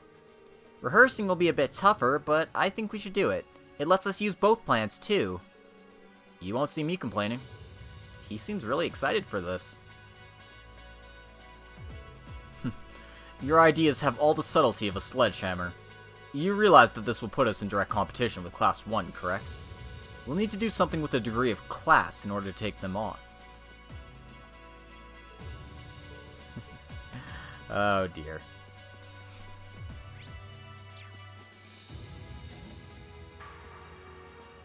Also, they have a shop.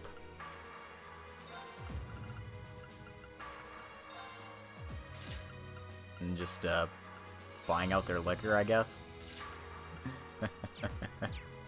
How late are you? Well, basically we've just gone through a bunch of cutscenes. We figured out our plan for the festival, and now we're soaring on the Courageous to Roer.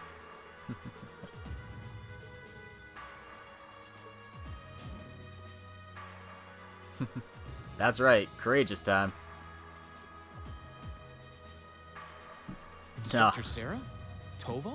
Yeah, what are you guys doing out here? You missed the Toa pick.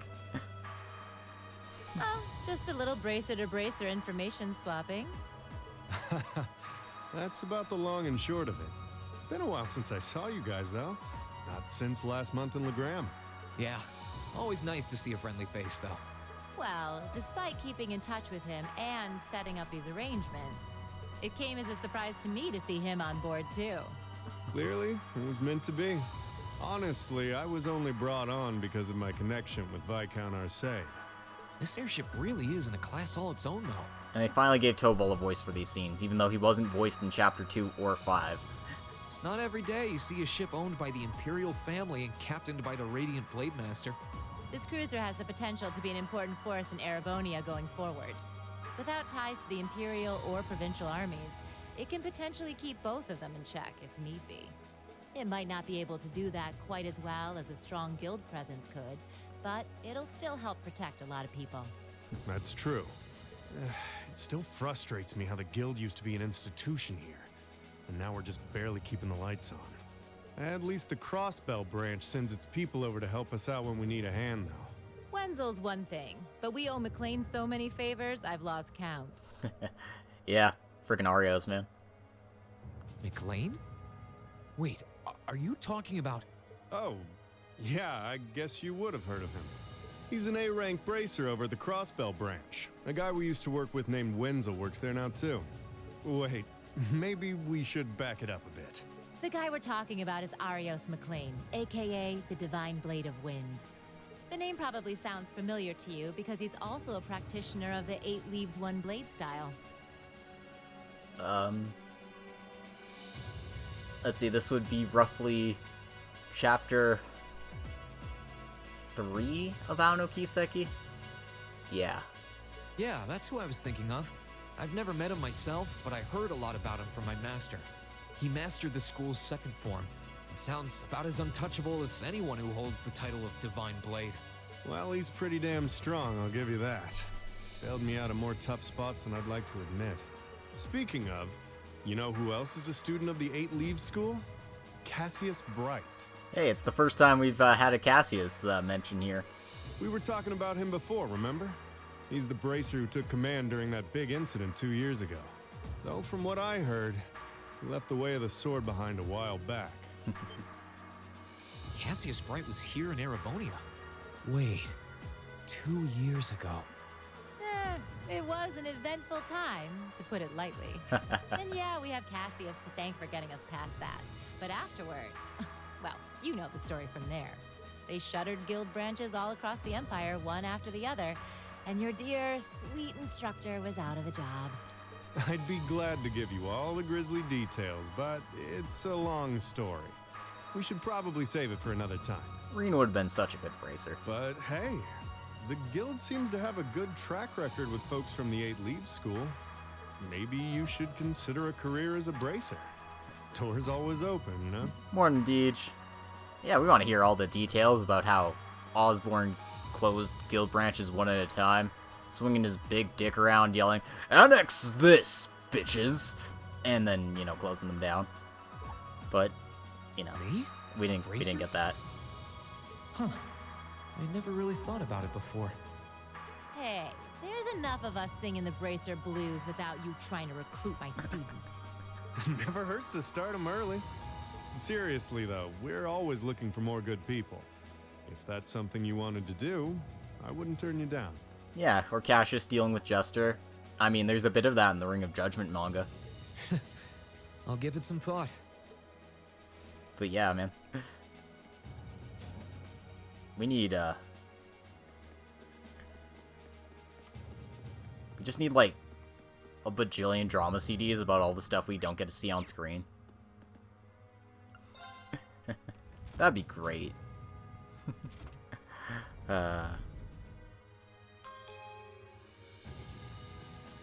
Anyway, obviously we're not allowed in the engine room.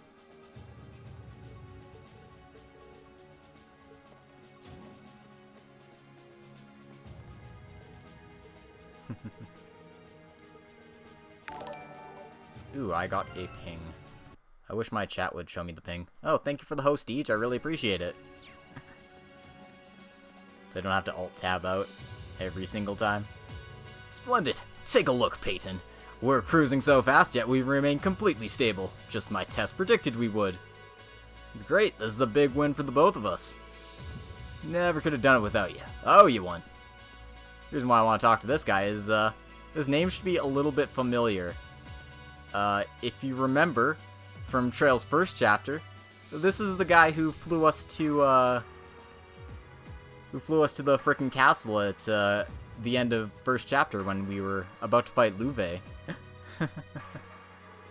Hey, name's Peyton. I'm a mechanic from the ZCF. I was actually in charge of maintenance on the Arce, which is why they scooped me up for the Courageous here.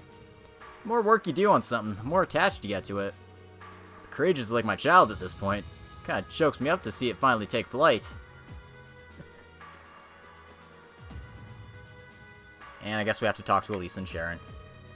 I couldn't believe what I was hearing, but I had no idea the Rhineford Company was involved in developing something on this scale all this time. Then I find out it was a collaboration with the Epstein Foundation and the ZCF. And on top of that, she's got her hands in the development of the Arcus units too. It's way too much work for one person. How many projects does Mother have under her wing right now? Well, I'm afraid I can't give a simple answer to that. But suffice to say, the chairman only knows about a small number of the projects in development by the Rhineford Group. Lately, the directors have... I knew it. Oh? Hello, Master Reen. Sorry, am I interrupting something? No, it's okay. Have you finished exploring the airship? I expect it'll be a while longer before we reach Roer. Finished? I don't think I've even seen half of it yet. It's kind of overwhelming. I'm looking forward to landing in Roer, though. It's been a while since I've seen the industrial metropolis. It's not too far from my hometown, so I'd always hear about it in passing. Oh, that's right. You're from Ymir, so I guess you would then. You want a little refresher? I can bring you up to speed on all things Roer. Sure, why not? Roer used to be a factory town, but as it grew into a hotspot for technology as a result of its steel and heavy industry. The population is around 200,000, and since the city's in the Nordia province, it's under Marquis Rogner's jurisdiction. Ah, that's right. I still find it kind of wild that Angelica is his daughter. You know, last time I visited, it felt like the whole city was man-made. Trees and grass were rare sights. It made it kind of hard to tell how large the city really is. Well, the city itself is basically one giant structure, divided into several levels. It's been expanded so many times that even long-time residents occasionally wind up in places they don't recognize. Why, I've lost count of the number of times I've had to go pick up Lady Elisa when she lost her way. That was when I was a kid! Don't say it like it still happens. Really, it was a long time ago. Something tells me we're looking at the not quite so distant past. Anyway, north of Roer is the Saxon iron mine. The iron mine there makes its way into most of the Rheinford Group's products in some form or other. The amount of ore they get from just that one mine is immense. The Empire would be a different place today without it. I don't doubt it. Even our textbooks mention the Saxon mine. It's been vital to the Empire even since back before the Orbal Revolution.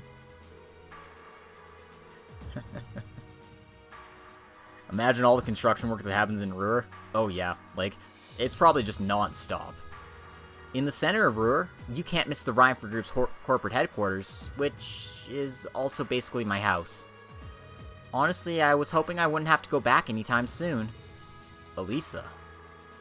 I guess there's no point in moping about it now. We've yet to have a field study that didn't spiral into some sort of hectic adventure, but I'm ready if you are. We'll just take it as it comes. I'll be wishing you all the best. All the detours. I'm just imagining all the construction on the roads. It's like, what? What do you mean we have to drive uphill? What? No. You can't put your car on an elevator. What am I missing?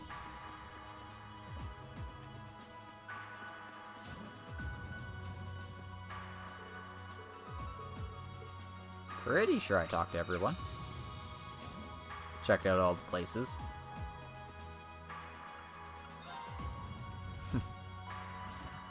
I mean, if you try hard enough.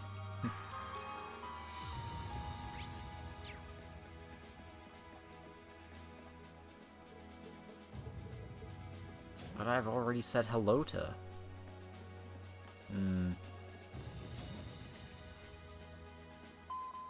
Oh, there we go. Attention all crew members and passengers. There we go.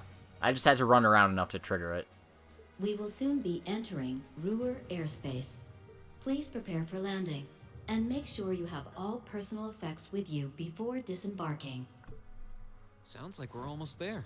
That was a shorter flight than I'd expected. Guess I'd better go round up the others and start getting ready. Yep. The classic pullout strategy. Works every time.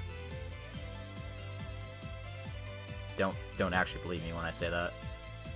Please. Roer Airport's granted us permission to land. Commence landing preparations, and keep the engine warm. We'll be taking off again right after our guests have disembarked. Aye, aye, Captain. Preparing the Courageous to land. Including today, you've got 3 days for this month's field study. Make 'em count, guys. I plan on it. We'll do the best we can. You guys be careful in Ortis, okay? Yeah, it sounds like things could get dangerous there. Don't sweat it, we'll be fine. We ought to be alright, if a certain someone can keep her mouth shut. Take care in Roer, everyone. Will do. When we get back, we'll be jumping straight into festival prep. Hope you're ready to discover the true terror of planning by committee. Oh, that's right. With everything that's happened so far today, I almost forgot about that. We'll have the songs and outfits finalized by the time we get back, and we should have all the positions figured out too. Let's try to save at least a bit of strength. It'd be a shame to come back too tired to outdo Class 1. Oh, I think I could find the energy. That's all the more reason for us to return safe and sound. Ah, the spirited joys of youth. I'm sure both your field study and the Academy Festival will provide valuable experiences for all of you. Work out hard out there, guys, but not too hard, you hear? May the goddess go with you. Take care. We will.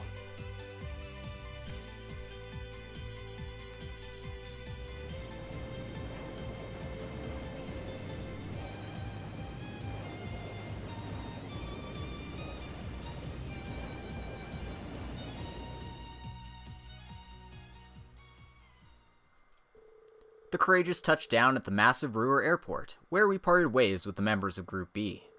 With us safely on the ground, it wasted no time taking to the skies again, ferrying the others west to Ortis.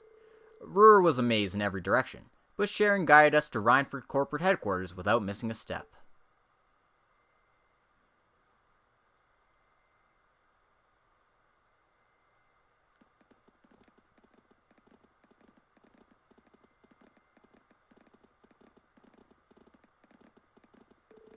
This tunnel goes on forever. I can't help but recall trying to navigate Gorelia Fortress. I guess when you build with tons of iron and concrete, everything starts to look pretty similar. We're not too far from the city center now. You might want to brace yourselves. Roer has an even weirder layout than the capital. Hey, that's my hometown you're talking about. But I can't deny it's true. Looks like we're finally out.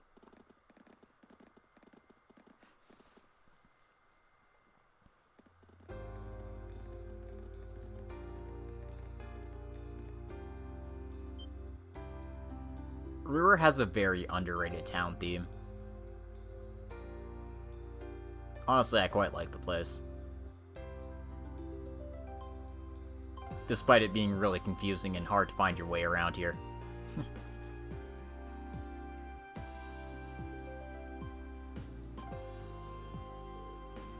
Whoa!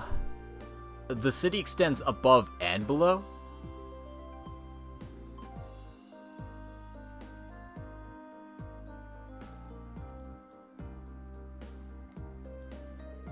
Well, Roer grew up around steel fabrication and heavy industry.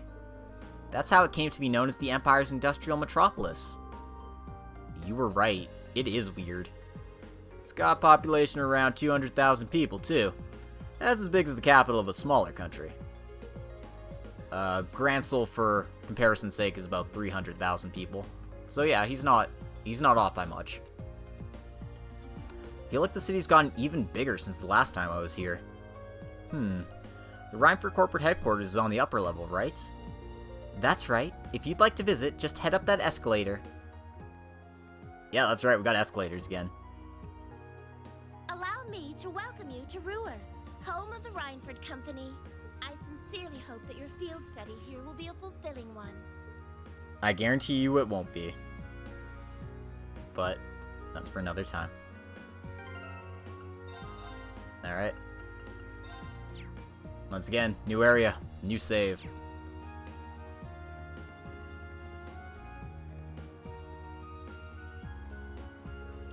Wow, a moving staircase. Even the capital doesn't have these. What did you say they were called again? Escalators? Right, the first one was built in Zeiss. After that, the technicians here decided they'd build one too. Guess they wanted to show off a little, huh? Like kids, I swear. Huh, look at that. What is that? That's an awfully strange shape for a building. Wait, that's not even a building, is it? Nice catch, Reen. That's actually an orbal generator. But it's so big. Roer has so many factories and industrial facilities that the city uses an enormous amount of orbal energy. Having large generators that send energy where it's needed is more efficient than each factory producing its own energy. That's quite a setup. Technology has really come a long way in such a short time.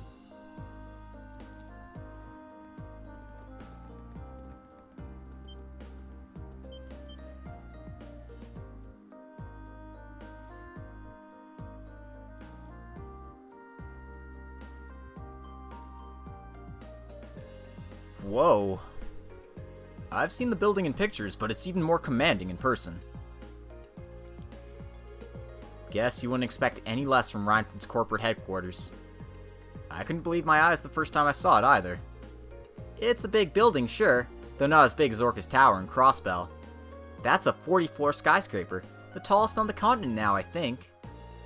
Oh, that's the tower we could see from Gorelia Fortress, right? Yeah, that's where they were holding the trade conference last month. No need to be modest, Elisa. It's your family's digs. No one's gonna mind if you talked up a bit. I'm not trying to... Well, shall we go inside? Nope.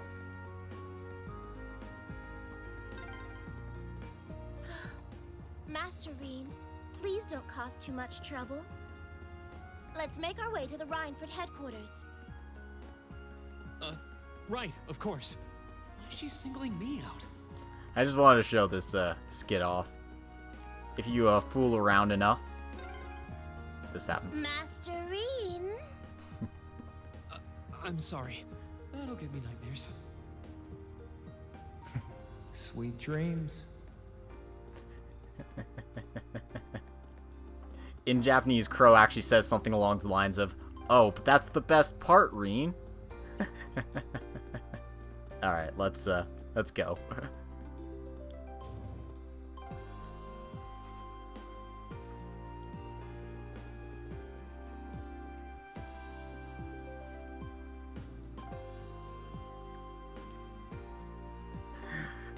Yeah, I mean, it's great.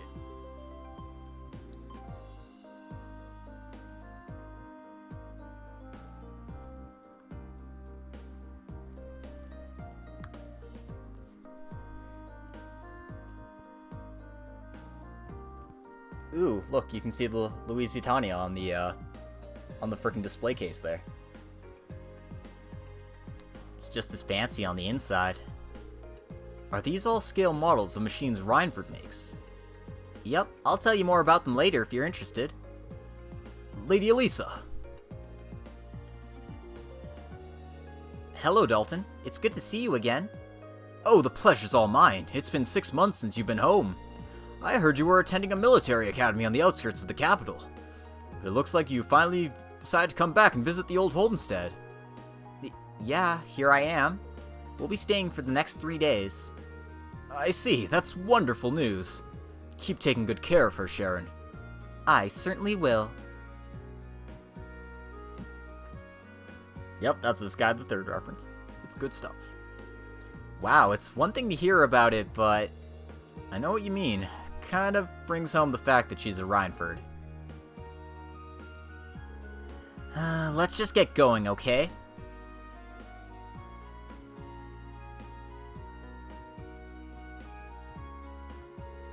Allow me to show you to the chairman's office. We'll be going up to the 23rd floor.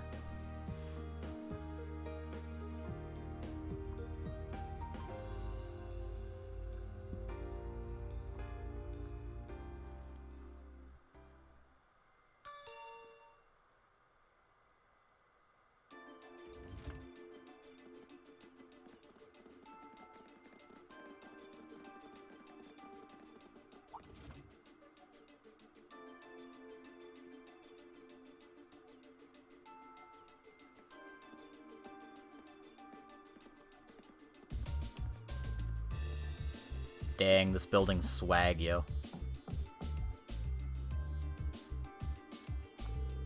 Excuse me, Madam Chairman. I've brought the ladies and gentlemen of Class 7. Bring them in, as you wish.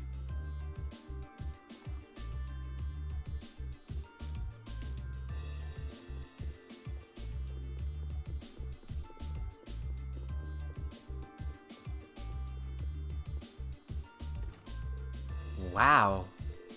You can tell the buck stops here. That's one hell of a view. So it looks like the Courageous' inaugural flyover in Heimdall and Roer was a success. I know, right? But don't release an official statement until tomorrow. I mean, part of it is the swag. You gotta intimidate the common folk with your giant offices. If I've learned one thing from my time in corporate, it's that. Yes, that'll be fine. Yes, I'd like you to begin as soon as possible. And keep a careful eye out for any insider trading. Hello, Irina Reinford speaking. Yes, I understand. Fast-track the construction on the special train if you can. No, pay it no mind. I doubt Crossbell-related shares rising is indicative of a larger market trend. But sell them all early next month. Timing is key here. Wow. She's like a commander issuing orders across multiple fronts. Yeah, it's impressive to see Toa do it, but Mrs. Reinford seems to have it down to a science.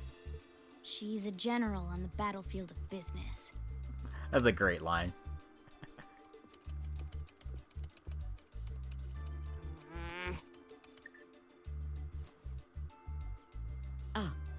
Right. Right, you're here. I guess I'll do this.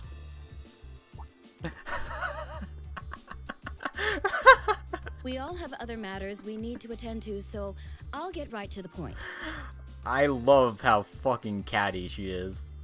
I mean, I absolutely hate her as a person, but damn if she ain't catty as fuck. Take care, Koro. Have a good night. Or morning, I guess. What? Thank you.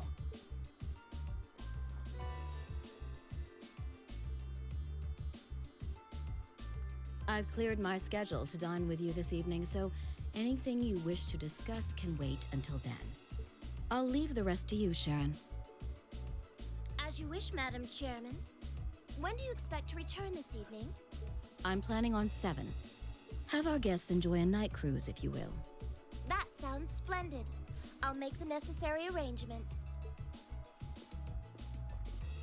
That's it? That's all you have to say? I don't care if you ignore me, that's nothing new, but my classmates are here and you're on our board of directors. Would it kill you to show at least a little interest? Elisa. Elisa's pissed. Whoa, Elisa, it's okay. You don't need to get worked up for our sake. Oh, I almost forgot to mention. Huh? If you want to return in one piece, I'd suggest you steer clear of the Provincial Army and the Railway Military Police. The same goes for the Marquis's mansion, though I can't imagine what business would take you there. Use common sense, and don't try to overstep your bounds. That'll be all. Have a safe trip, Madam Chairman. Wow, your mom's a real piece of work, Elisa. The army only wishes it was that efficient. She certainly has the mettle to head up an international company like this, to say the least. See?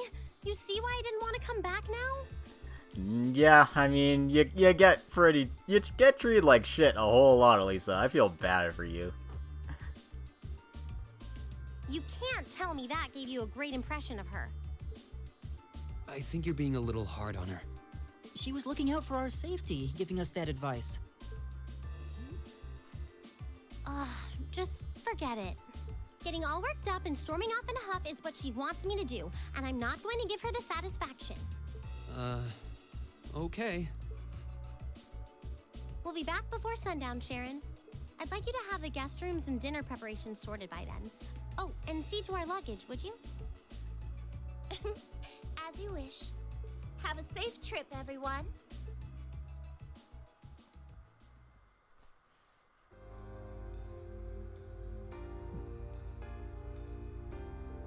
You know, I'm all in favor of jumping right into our field study tasks. But is it really okay to just dump all of our luggage on Sharon? I was wondering the same thing. All of our luggage together must have been quite a heft. It's Sharon, she'll be fine. Honestly, can you imagine her breaking a sweat carrying suitcases? I can't. You've got a point. She'll probably carry them all in one go. Well, looking after guests does seem to be her specialty. Exactly. Anyway, let's see what kind of things we've got lined up for us this trip. Alright.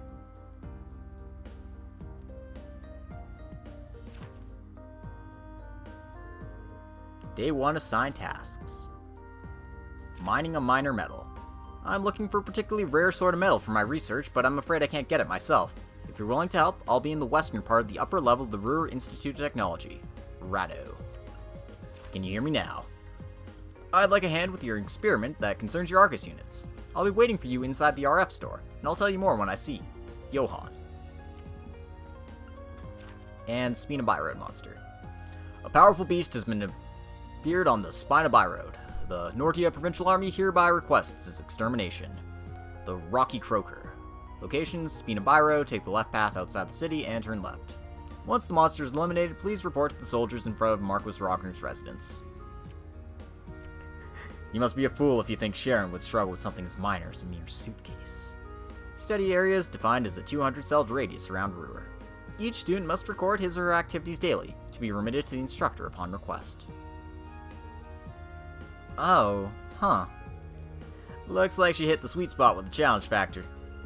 Kinda reminds me of Makis' dad. I can't really deny it. I'll bet she's so sure she's got us pegged. She probably thinks we won't be able to finish all of these. But you just watch. We'll finish up every last one before this evening. That'll show her. That's the spirit. Anyway, it's only 11:30 now, so we've got plenty of time before sundown. We've definitely got the hang of this whole field study thing by now. So let's go show Roer some Class 7 spirit. Right.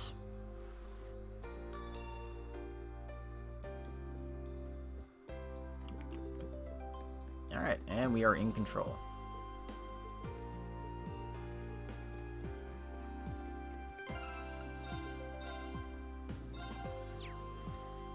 Alright, and now I'm just going to check for any bonus things that we might be missing, stuff like that.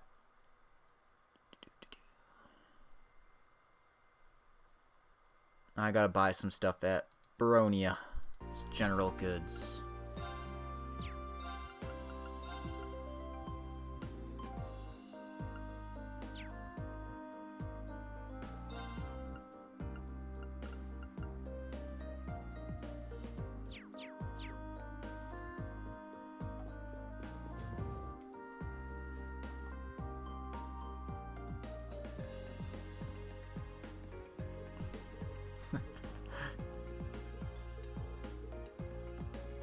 Just walk in the front door, it's fine.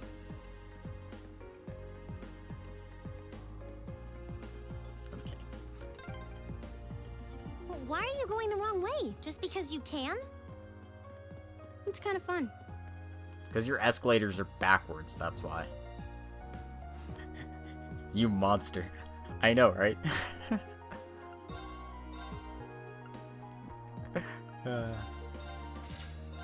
Anyway. Last couple chapters of the Canalia reprint are here, so make sure to pick those up.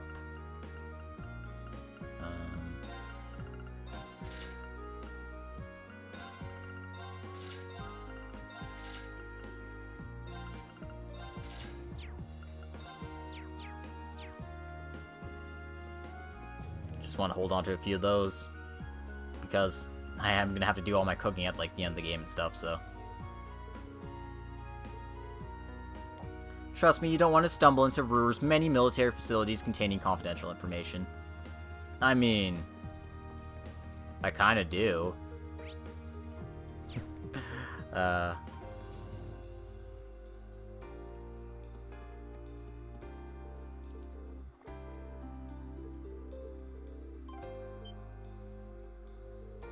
They have machines for that now?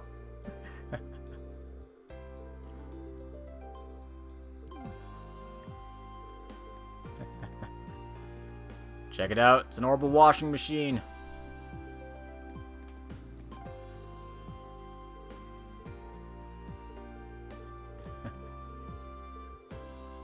Think you're famous enough to get this deal at every store?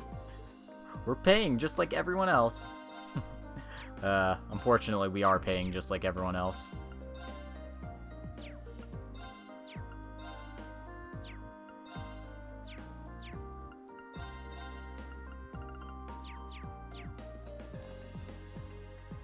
Anyway, let's talk to this guy first.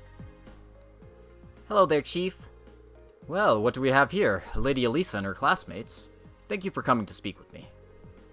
So that must mean you're Chief Johann, at your service. I'm part of the Rhineford Group's 4th Development Division. The 4th Development Division? They're one of the group's major divisions, specializing in orbital communications and battle ordnance. I think they even supervise the development of the orbital staff. Oh, really? And that means the reports that I write. Oh, so you're Elliot, are you? I appreciate you always sending us such detailed reports. You're definitely one of our most helpful testers. I'm happy to hear it. Still, orbital communications and battle ordnance? Those two things sum up the Arcus perfectly. Smart kid. Those Arcus those Arcus ordnance of yours are one of our most important R&D projects right now. Now that you know we're focused on the Arcus, do you think you could help us out with a little investigation? What do you say? Sure, that could be interesting. Oh, you would? Thanks a lot. What is it that you'd like us to help you with, then? Well, as I wrote in the request I sent you, I'd like you to conduct an investigation on the Arcus signal strength. I imagine you've all been making use of the wireless communication capabilities of your Arcus ordnance, and I assume that you're aware of the fact that they use orbital waves to make that possible. Today, I'd like you to search for places where those orbal waves are weak. Where the orbal waves are weak, huh? Well, the highways are the first places that come to mind. So we're looking outside the city?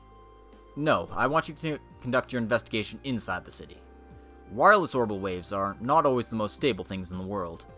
You may generally get a stronger signal inside town, but the strength still varies depending on where you are. Now that you mention it, yeah, there are some places where it's tough to get a call to go through. But how are we going to find them? Oh, I probably should have started by giving you this. An orbal wave detector. That's right, it does just what you think it does. It detects and provides information on the orbal waves wherever you use it. If you find an area where you think the signal will be reduced, try switching this on. Why don't you give it a try? Okay then. Orb wave intensity, level 3. Some words came up. Said that the signal strength in this area is 3, didn't it? You read that right.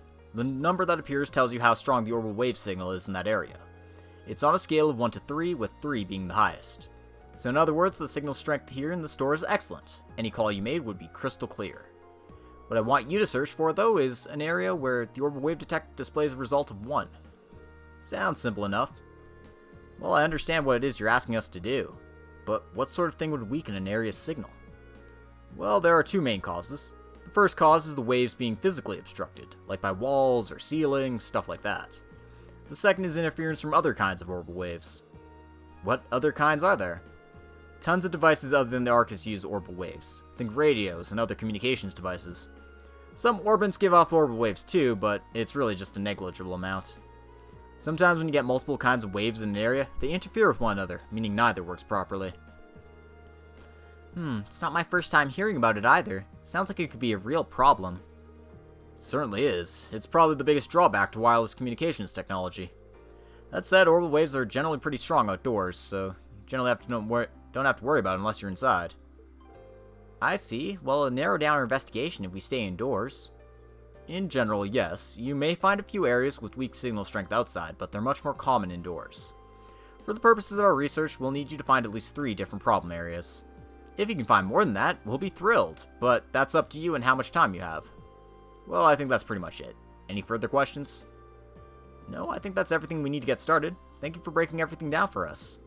We'll get started right away, Chief. Thanks, kids. So yeah, pretty basic stuff. We need to go find places where signal strength is weak. It's been a long time since I've done this quest. I've got a guide in my back pocket from memory, but I'm going to see how many places I actually remember there being. I'm pretty sure the cathedral was one.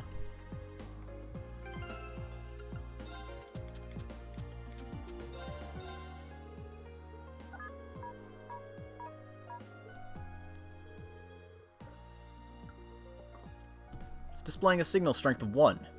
Huh, maybe the cathedral's so sturdy orbital waves can't even get through. Possibly. There's no antenna here either.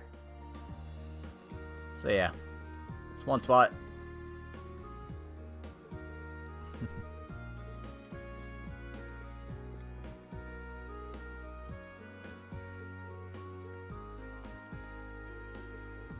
Archbishop Holmes. I wonder if he knows where the Monado is.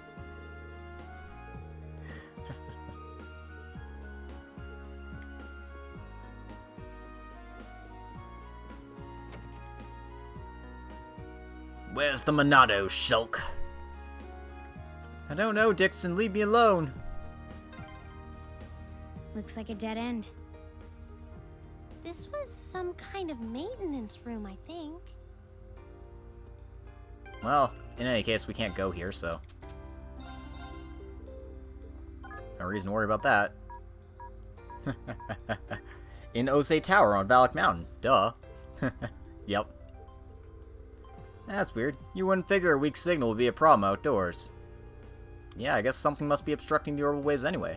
I'm glad we found this area. It seems like it would have been easy to miss.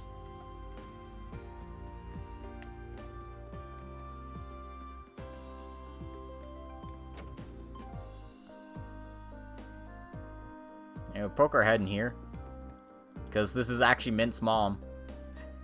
My husband's an engineer at the Reinford Company, and he can be a real nag about it sometimes. He's always going on about how I need to cook with measuring cups just so I can know how much of an ingredient I'm using. I don't know why he has to be so stubborn about anything. What would an engineer know about cooking anyway? Actually, was that? Pretty sure it was.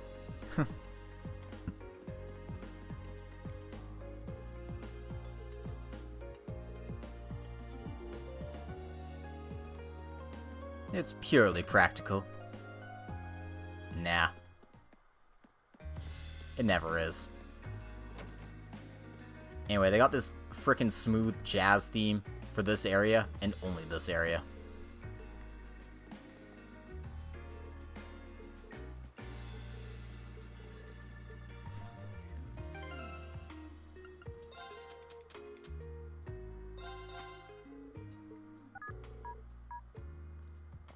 So this area is a 1, huh? Perhaps because it's the way it's built? The actual bar area is pretty far into the building. Very possibly. There's also a radio playing in here too, which might interfere with things.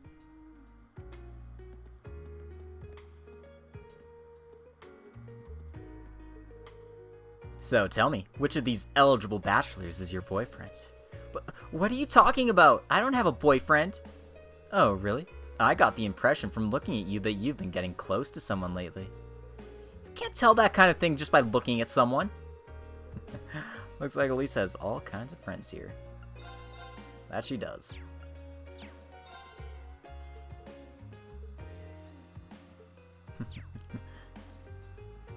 Definitely sounds like Mint's mom based off of carelessness. Yep.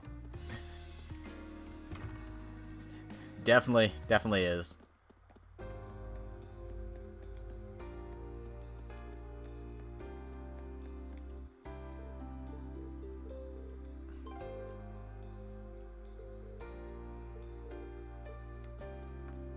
Kick it. Kick that car. Yeah. That's right. Now you can't drive your orbal car because I'm in the way. Lame. Yeah, we got a quest to pick up here, so I might as well pop in here, see what it's all about. So this is the Roer Institute of Technology. We had a request from someone here. It's a famous university and research institute. Lots of the country's brightest technicians studied here. And a lot of them get scooped up by the Reinford Company after graduation. They'd offered George some pretty sweet deals to encourage him to apply after he graduates. Jellica's orbital bike was originally being researched here too. I think George has mentioned that before. Sounds like they got all kinds of cool stuff in development here. What are we waiting for? Let's go on in. Right. Do we see Schmitty? Maybe. I don't think we do. So if you apply Euler's theorem here, then this becomes this. Oh god.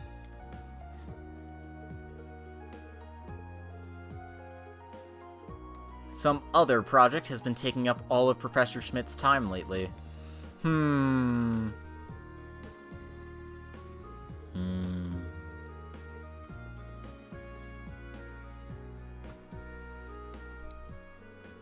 Judging by those uniforms, you're all students, aren't you? They look kind of familiar, too. We're students from Thor's military academy. Are you the Ratto who sent in a request for us? Ah, you're the students from Thor's. Of course, no wonder your uniforms look so familiar. That's the academy George goes to. To be honest, I'm a bit uneasy about leaving this to you, but you look pretty strong, so hopefully it'll work out. Figures George would have connections here. Still, gonna go on a limb and guess that if you're worrying about how well we clean up in a fight, must be a dangerous job. Kinda, yeah. Let me explain what I'd like you to do. Maybe. I don't know what a soldat is, though, but it sounds pretty serious. You've heard of Professor Schmidt, right? The name does sound familiar, yeah. Professor G. Schmidt, I believe. He was one of the leading disciples of Professor Epstein, the father of the Orbal Revolution. He's a really famous scholar in his own right. He followed in Epstein's footsteps, and his work helped popularize orbments. Indeed, he's generally spoken as something of a living legend. Professor Epstein also had two other famous students, Professor Russell and Professor Hamilton. Their names tend to crop up together quite often in the orbital sciences. Yeah, I doubt there's a researcher out there who isn't familiar with those three and their work. Besides that though, if I'm remembering right, Professor Schmidt also serves as the president of the Roer Institute of Technology. Huh, you don't say. I wasn't aware of what he was doing these days. Yeah, he's continuing his research here at the Institute. He can be pretty difficult to deal with at the best of times, though, so he doesn't really do public appearances these days. Gotta say, though, you seem pretty well informed. Is he an acquaintance of yours, Lisa? Not as such, but he's apparently an old friend of my grandfather's. It's because of the orbital technology the professor brought back to the Empire that the Reinford Company grew so large. At least that's what I've been told. So that's how the Empire's largest company hit the big time, huh? So you're Chairman Arena's daughter, huh? Tech must run in the Reinford blood. You might not know, but the professor's been involved with the development of the Arcus units and the orbital staves, too. Whoa, seriously? I did have a feeling that might be the case. The tech used in the Arcus unit seems more advanced than anything I've seen in the standard issue battle orbments made by the Foundation. And it sounds like the only person who could make something like that would be this professor, then? Sounds more like a wizard by the minute. The reason I started with this little history lesson is because this request comes from Professor Schmidt himself. I work as one of his assistants, so I put in the request on his behalf. Anyway, I feel like I'm talking your ear off, so let's move on to explaining what it is I'd like you to do. By all means. Okay then, I want you to enter the Soxon Iron Mine, and bring back a small quantity of a minor metal called linium. What's a minor metal? It's a category of rare metals often used in technological development, but I've never heard of linium. I'm not surprised, it's not especially well known, even for a minor metal. However, it's got some exciting potential applications in a new airship engine that's currently in development. That'd be quite the mechanical coup. Kinda makes me think of the Courageous. Oh, it's actually related to that, as chance would have it. In addition to the Reinford Company, both the Foundation and ZCF were involved in the development of the Courageous. Our university is participating too, which has gained us access to all sorts of new technology as a result. Right now, we're working day and night to see if we can push what's possible with an airship engine. Okay, so now we know what you guys want the linium for, but why us? Well, extremely small quantities of linium have been extracted from one of the mine's tunnels. But a few years ago, dangerous monsters started taking up residence right in that very tunnel. In the end, it had to be sealed off before we could obtain a large enough sample to run tests on. Huh, that story does sound familiar now that I think about it. And if the ore doesn't have any proven applications, it won't be easy to get permission to access that tunnel. That's where we stand at present. If the professor were to petition the army, there's a possibility they go and secure the necessary sample. But like I said earlier, he's not the easiest man to deal with. He doesn't want to ask anyone for assistance, not even the army. Sounds like a royal pain in the ass. Can't say I'm not concerned about these purported monsters in the mines. But if we can make a contribution to the advancement of linium, we might even see linium pop up in textbooks someday. Yeah, I think we should help him out. I do know the mine chief, so if we explain why we want to head into that tunnel, I'm sure he'll let us in. Oh, really? That'd be a huge help. Still, it's an older tunnel and I doubt it's been retrofitted to the most modern safety standards. Make sure you're really careful when you go in there. Of course. Precaution is the best kind of caution. To get to the mine, we'll need to leave through the eastern exit on the lower level and take the mountain path north. Okay, let's get going. And while I'm here...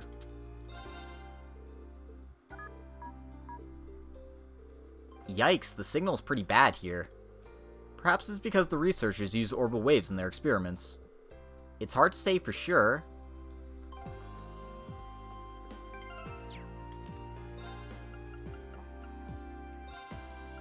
Anyway, we have found 4 places, which they only needed 3, but there is 1 more on the map, and I'm pretty sure I remember where it is. Question is, do I remember how to get there? It was a little bit annoying to get to from what I remember.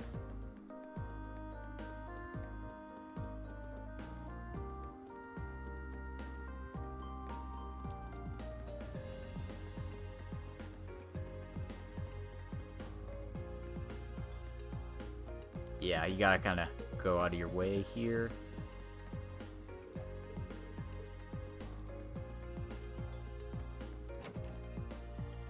And head to Jackass's repair shop.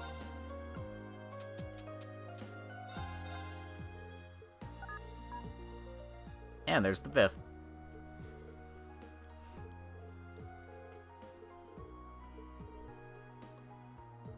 Yeah, and the game is nice enough to tell you, hey, I don't think we're gonna find any more. Just stop.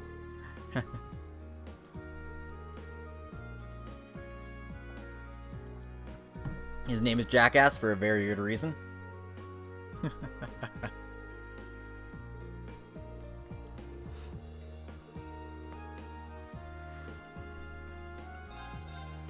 Anyway, he's your exchange shop, so if you want to exchange stuff for better stuff, you can do that. Maybe.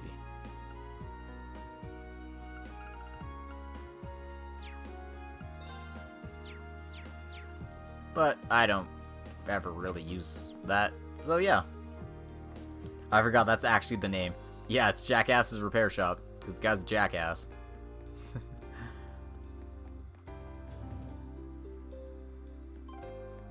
Anyway, we found all 5 spots, so let's go back to Johan here. Finished your investigation, I take it? Yes, we did. We'd like to give you our report. I see. So in all, you found 5 different areas with a signal strength of 1? Looks like they all have low signals for different reasons, too. This data will be invaluable in furthering our research. You've done excellent work today. I really owe you. Not at all. All we did was walk around town, really. But we're glad to have been of service. By the way, I couldn't help but wondering when we were on our little jaunt. If we're in an area with a signal strength of 1, does that flat out mean we won't be able to make a call on our Arcus? Nah, you should still be fine. What's the problem then? Well, the problem is... this has to do with the rollout of the orbal net, doesn't it? Got it in 1. I should have guessed you'd figure it out. For the less technically inclined, what does that mean? Well, I can't pretend to be an expert on it myself, but what we've done today has taught you that orbal waves can be unstable by virtue of being wireless, right?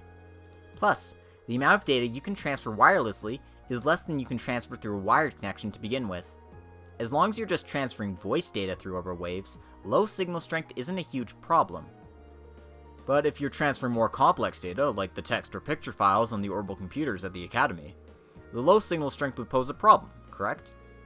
So in other words, you're trying to increase the information you can transfer wirelessly, huh? For that orbal net thing or whatever you called it. Exactly. The orbal net has only just started to gain traction here in Erebonia, but the Epstein Foundation in particular is making a lot of progress with their research in the field. There's even a project underway to connect Lemon State and Crossbell State with a wireless network. So we can't exactly sit on our hands here. And that's where this data you've gathered comes in. I'll be sure to put it to good use. We'd be honored if you did.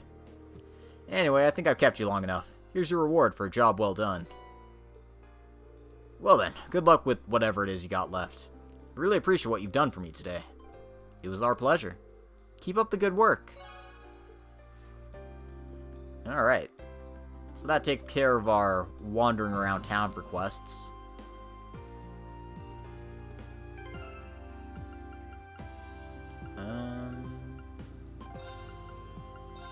Means it's battling time, I guess.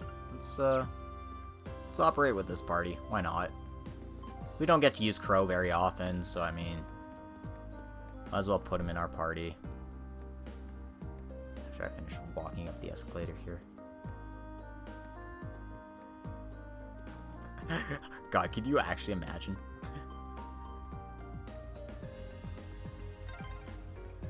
This way leads to Marquis Rogner's mansion. So that's where Jellica's stubborn old man lives, huh? Better stay away. Excuse me, could you spare us a moment of your time?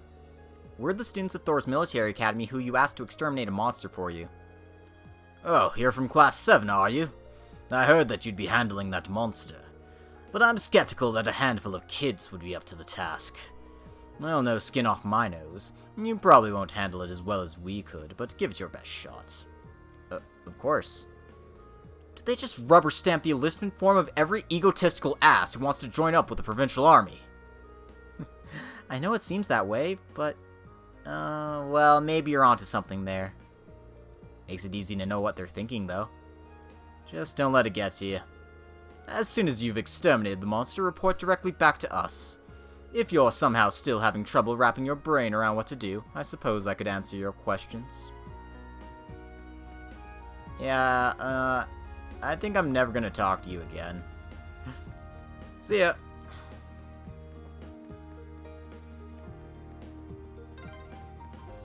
These things sure are convenient. I know, right? I could see them building some in Heimdall eventually.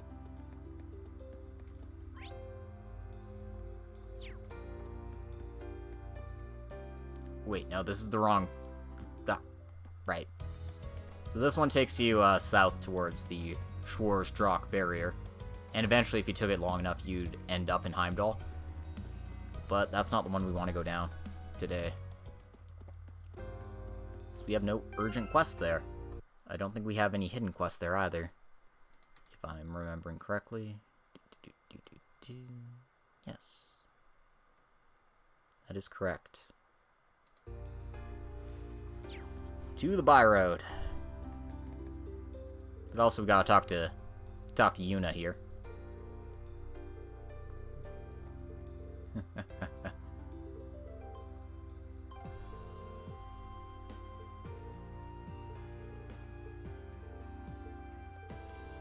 Oh, this is an interesting friendship.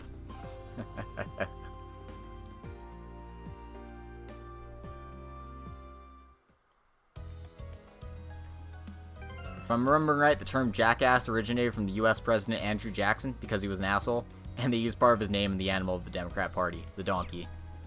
Well, yeah. That actually makes a lot of sense. Stay on guard. Eat lead! Eat lead! Watch out, this is a tough one. Here we go. Okay, right. I should actually form links with people. That might help.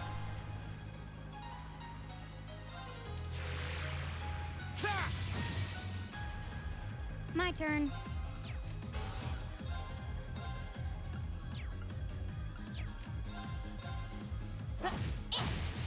Got it. I'll pick you up. My turn. Freeze! Get it?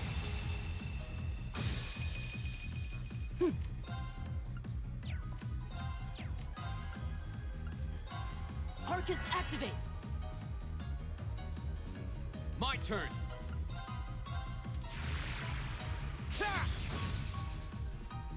Okay. Got it. Follow me, Elliot. Okay!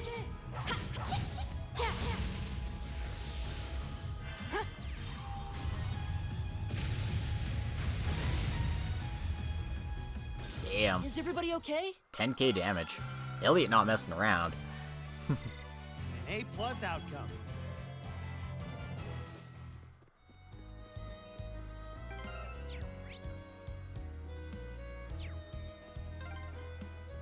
Oh yeah, this road leads all the way to your hometown, doesn't it, Reen? Yeah, it'd take you days to get there if you tried to walk it, though. You're exaggerating. I mean, it's only 4 hours to get to Ymir by train. No, it's not. It's less than that. This one's all ours. I'll handle it. Here. Go! Second form, Gale! That's the power of the 8 leaves. These guys don't give me much experience. It's kind of lame.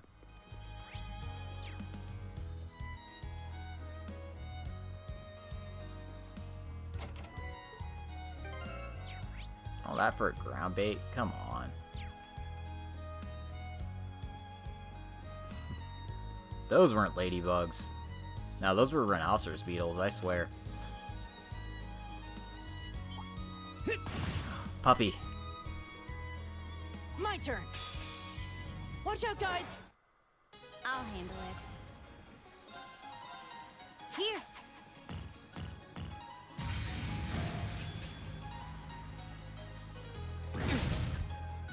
Have some of this. Go. Second form, Gale. My turn. Let's see. Oh, this is a good one. Catch! Right! Arcus activate! Huh? Oh, we did it!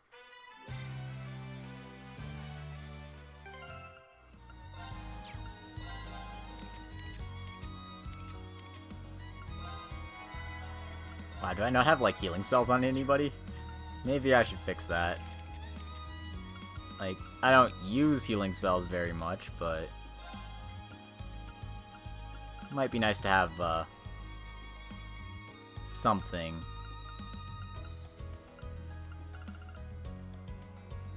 Yeah. He's not using her EP for anything useful anyway, right? My turn.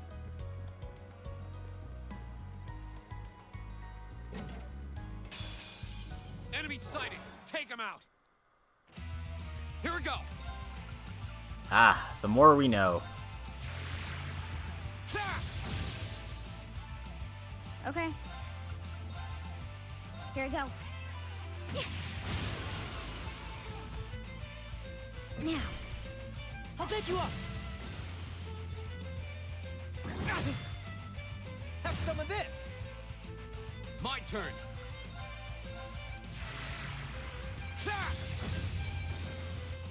Okay. Fee means business. Got it. I'll back you up! My turn! Here!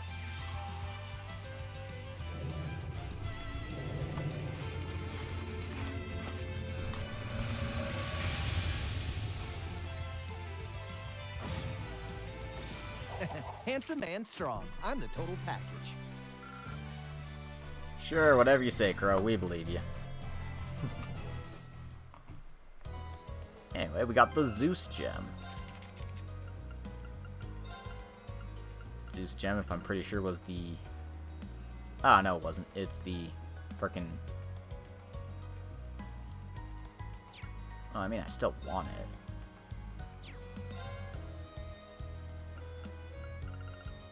Yeah, impede, high delay on it, so it's good on Fee. It's not exactly how I built her, but you know what, screw it. Zeus gem, live it. Huh, this is a pretty nice area. Grandfather used to love coming here to fish, now that I think about it. It's interesting that the former Jaeger party members have instant death crafts. Yeah, but I mean, they're not the only ones who get instant death crafts. It's just something that comes up pretty often with them because, hey, they're Jaegers, they specialize in that kind of thing, right?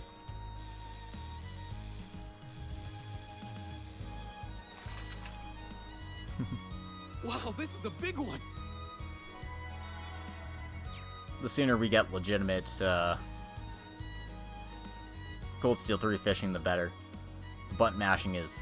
ugh. Even when you have everything set up.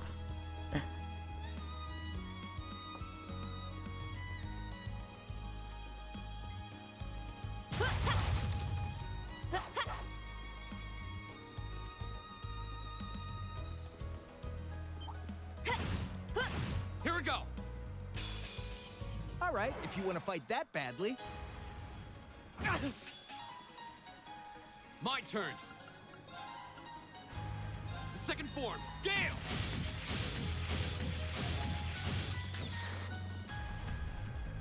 My turn. Freeze! Get it?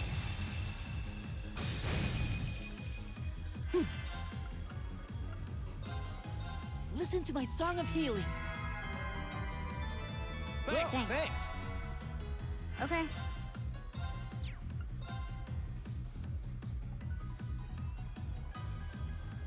Here we go.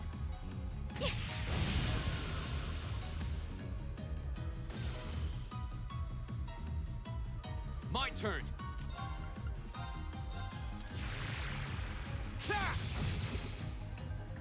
I'll handle it. Hostiles neutralized. Guess we're safe. I do like how that when enemies vanish and they don't just pop back immediately, they're just like dead forever. A dangerous foe. Stay on guard. Leave it to me. This looks tough. Careful. Oh, My lame. turn. Thought I was gonna pull that off.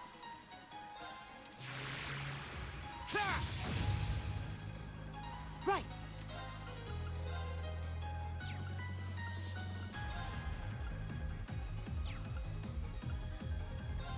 Arcus activate. I'll handle it. Got it. I'll back you up. My turn. Let's see. Oh, this is a good one. Catch. Here we go. Ha! Ha!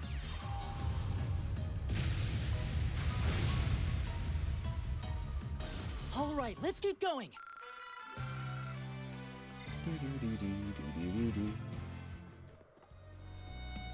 Eat lead. Hit. Eat lead. Eat lead.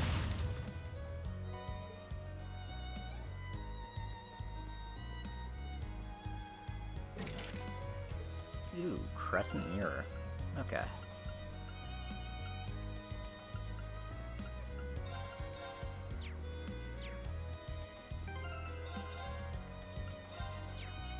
Alright, time to beat up a monster. This looks tough. Careful. My turn. All right, let's do this. Leave it to me. Leave it to me. Hey then, it's what Crow does best. Let's see. Oh, this is a good one. Catch.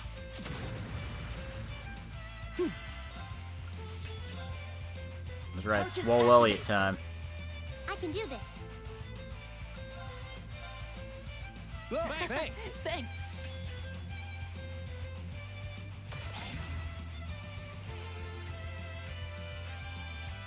Ha!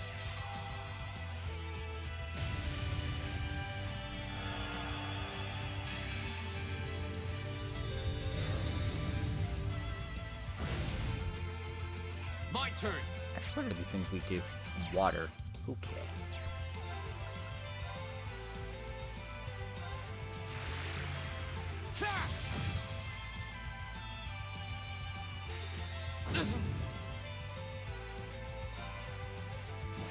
Yeah, you're done. These frogs remind you of the Macnabrogs. Yeah, they are pretty similar now that I think about it. Cross Raven. See ya. Can't believe Cold Steel's stealing from Xenoblade like that. Too slow. Right.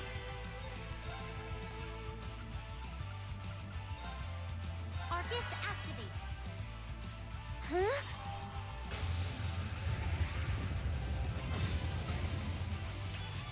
My turn. Arcus activate. My turn. Second form, Gale.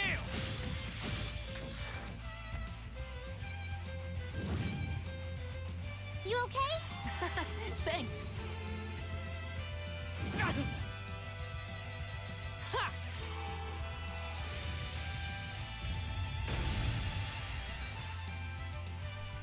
It's my turn.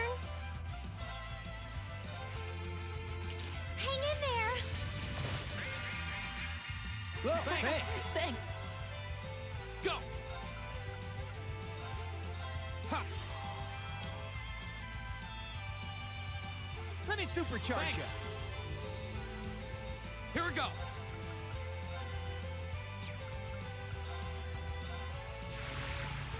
Ha! Now's our chance. Gotcha. My turn. I mean, I might as well.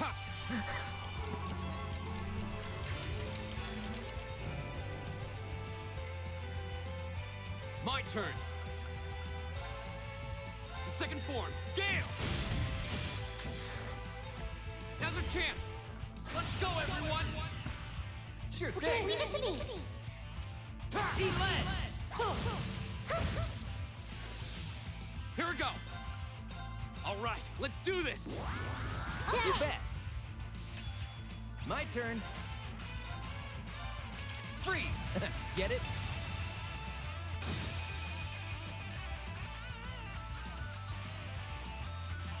My turn.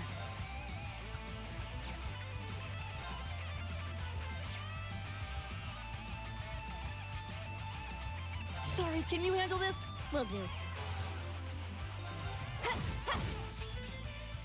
I can do this. Let's go. Go! Burn to ash! Ha!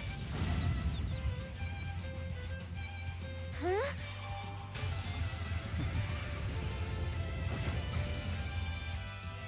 My turn! Freeze! Get it?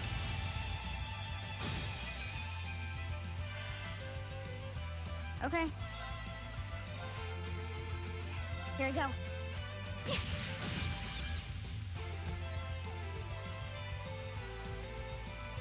I'll handle it. Here I go.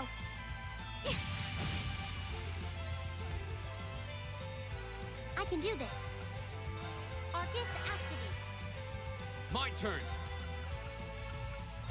Alright, let's do this!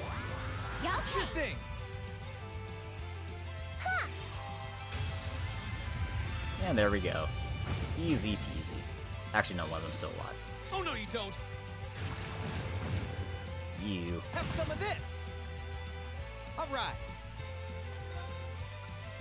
Now I'm all petrified. Here!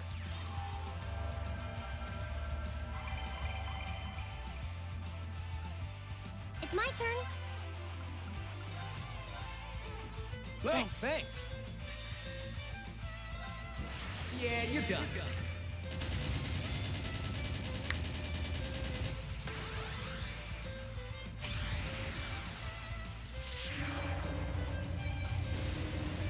Cross Raven! See ya! Handsome and strong. I'm the total package. So yeah, that fight's really easy if you have Crow in your main party because, turns out inflicting freeze is a very good plan against them. Anyway, I got Adamantine Shield for Reen, so that's great. Please, hold your applause. I did it! Nicely done. And Juggler's getting more and more effective. And I finally got Heavenly close out, Gift, which means, Success. Freeze is a broken status condition. One of the many in this game. Because, I mean, you've got Petrify, you've got Faint. Like, yeah, you're pretty much got all the things you could possibly want. It's great. Looks like this way will take us to Ymir. Maybe I should pay a visit home sometime. Yeah, but you'd have to be crazy to go from here to there on foot. Let's turn around. Oh, Crow. It's fine, we can go back to Ymir anytime. Oh, they respawned. I was like, why is the monster back there? I'm like, oh, it respawned. Duh.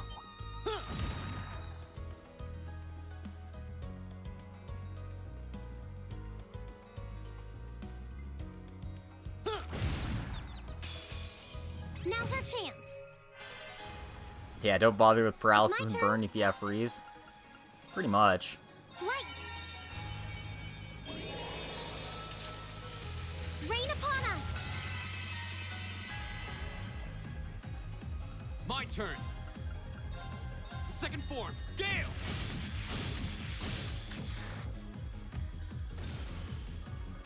My turn. All right, let's keep going.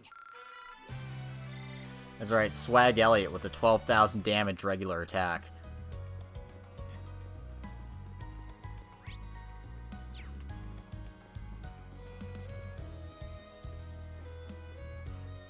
That looks like a strong one. Be careful.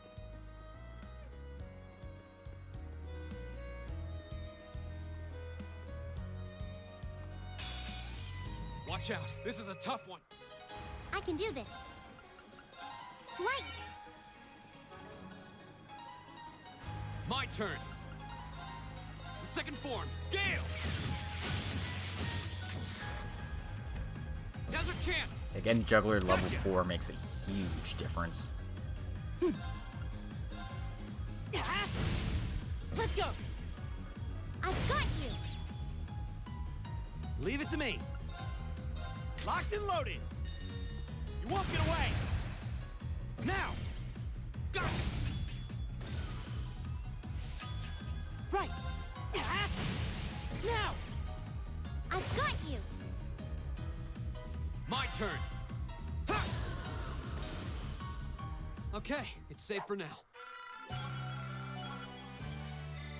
Great! Yeah, more of that. Thanks.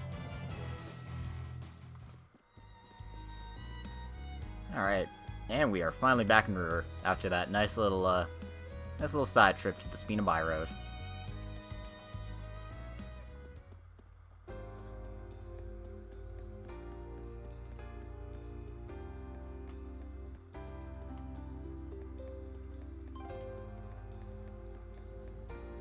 Again, these escalators being backwards throws me off so much because they always go up the wrong one. Without fail.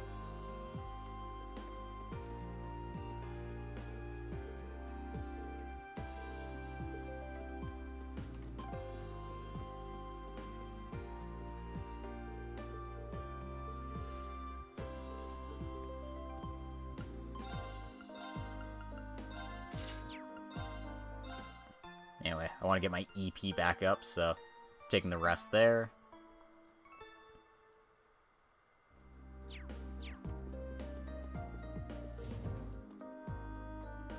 And now we can head to the By Road. Finish our business up there. Actually, I suppose we do need to report to these assholes at the mansion here. So, let's go report to these assholes at the mansion here.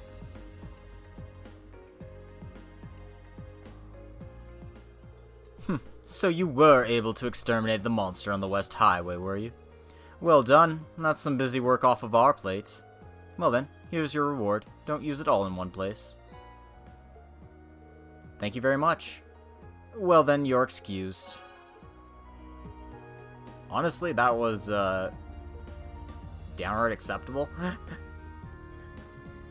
Considering the normal crap we have to deal with from these jerks, I'm quite fine with that being the extent of it.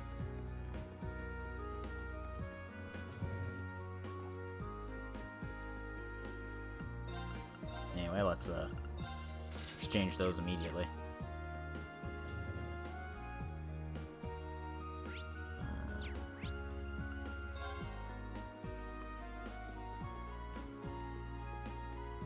Did I actually stop in the weapons store yet? I don't think I did.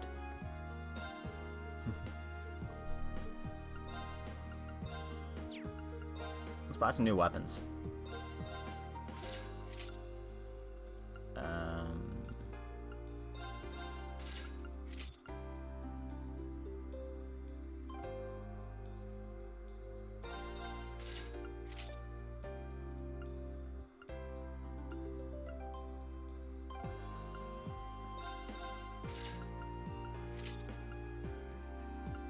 I guess we should catch Crow up to the rest of the party here. Alright. And one for Elisa, sure. I've got the money for it, I might as well.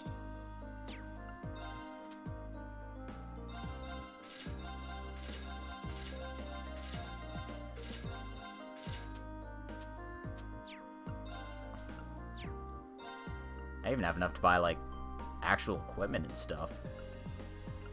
Shocking. But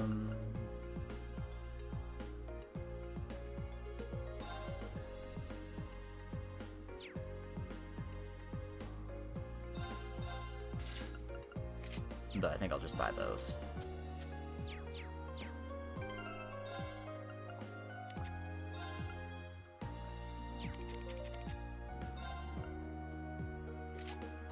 Give Fee a little evasion there. Yeah. That should be acceptable.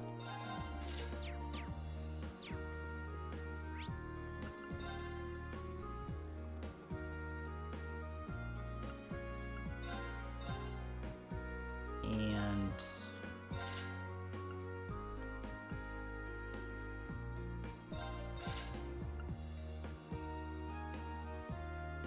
that should be fine for now.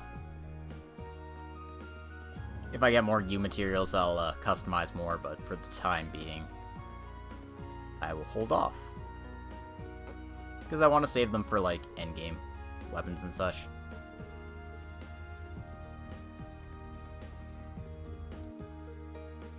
You know, this will take us to Soxon.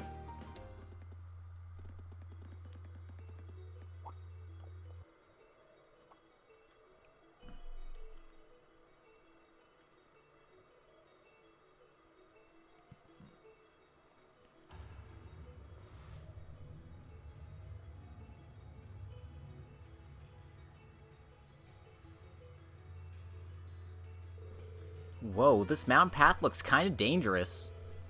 Well, at least it's maintained. Good grief, no one said anything about having to climb a mountain today. I'm already feeling bushed. There's a freight line that goes right to the mine, right? Why can't we use that? Oh, come on. We're students, not train-hopping vagabonds. Just think of this as another part of our training. Jeez, lighten up a little, you guys. Looks like there's some wildlife on this path that might prove dangerous, so let's be careful as we go. Roger that. Crow has the right idea. Let's be train-hopping vagabonds. Kick! Kick!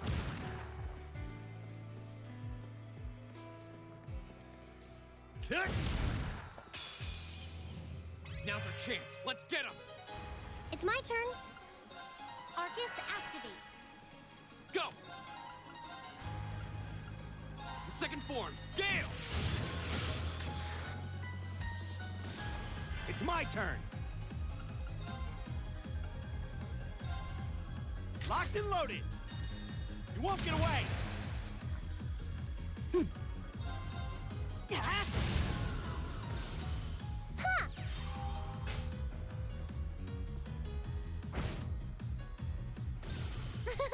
Is everyone okay?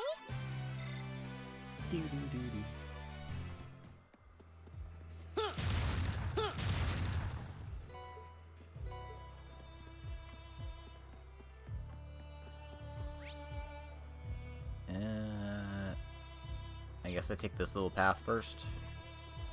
Eat that! Eat that!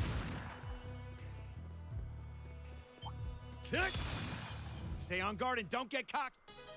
My turn! The second form, Gale! I can do this. That takes care of them. Climbing the Mechonis is fun. Almost as fun as climbing the Bionis. That one looks annoying. Watch out. Turn around. Turn around, you chunky piece of poop. Oh. Sure, I guess it can just do that. Sure, whatever, fine.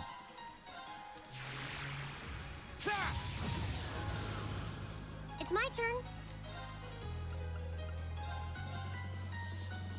Appreciate it. Thanks. Wait, I didn't hit Reen with Leave that. it to God me. fucking damn it. Locked and loaded. You won't get away.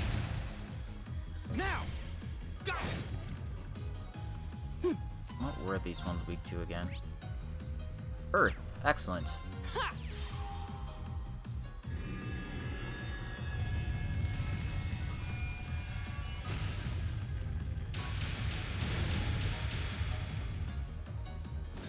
Here we go! I can do this. Is everyone okay? I did it!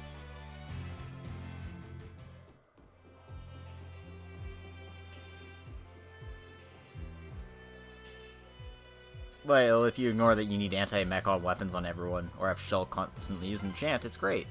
Wow, you can see all of Roer spread out from here. You can, though the view isn't as nice as it'd be from the front. Oh, a treasure chest! But also, break, topple.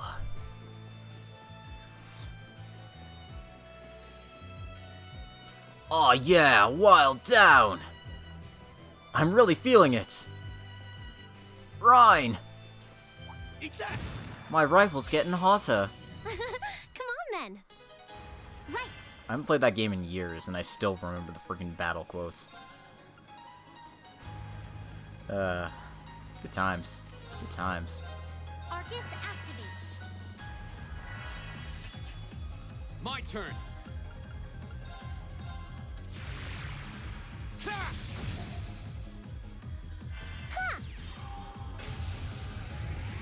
Born in a world of strife. Right! How about this? My turn! Is everybody okay? Spear break followed by Starlight Kick.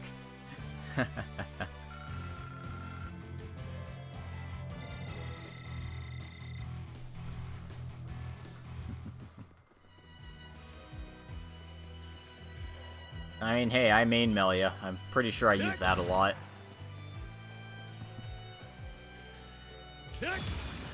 Well, shall we begin?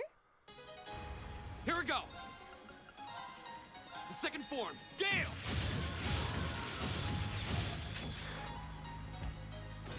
I can do this.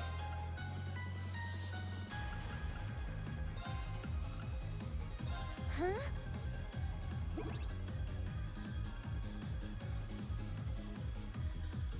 Right. All right, let's keep moving. I don't know, I could have finished them off with the Elisa's craft. I was like, oh, you know what? Reen will recover his CP, it's fine. No, it won't. We got a powerful Mirage spell there. Clown Solarian. Eat that. But, probably not going to put that on anyone until, like, Eat that. Mirage Quartz gets up to level 5. Now's our chance. Or Pandora Quartz, rather. Go. Might use the Mirage Quartz. These two. I can do this.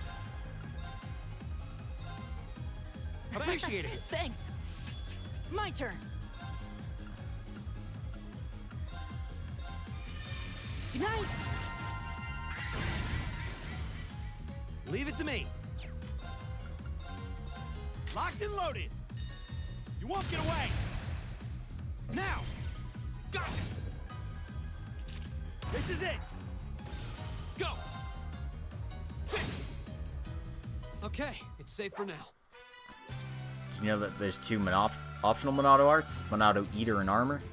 Yeah, I remember those. Yeah, more of that. Thanks.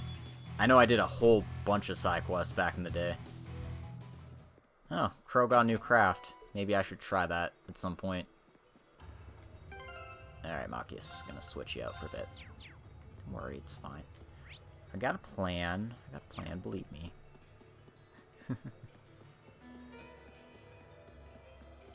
Eat lead.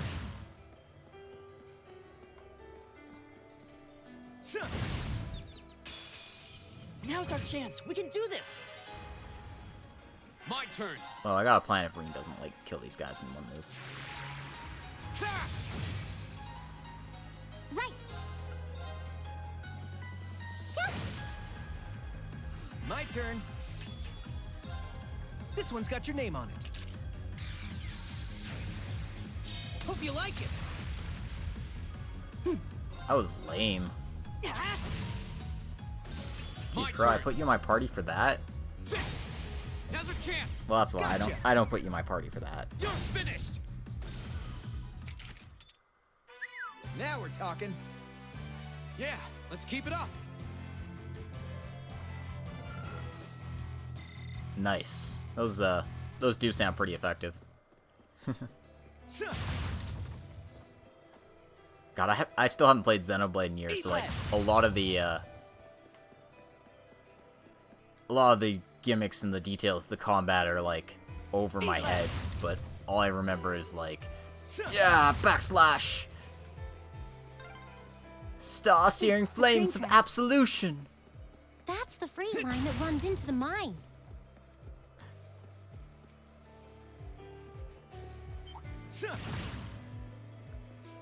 I don't know, I freaking used Melia, Dunban, and Ricky once I got a good thing going. Now's our chance. Let's get him. That was my endgame party. It's my turn.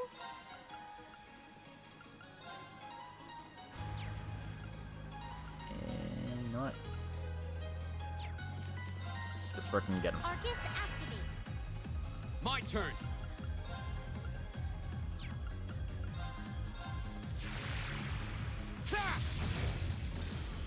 My turn. Eat lead. Right. Yeah. Huh?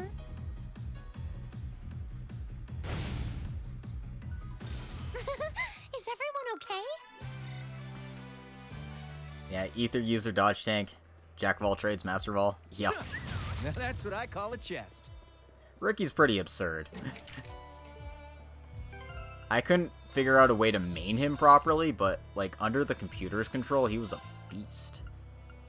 Anyway, the black bell halves delays after using time arts. I don't need to analyze on you.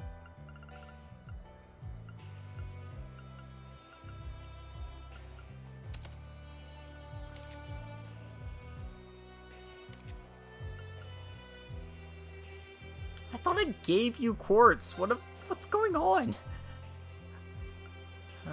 Alright. Don't find me just stuck in the...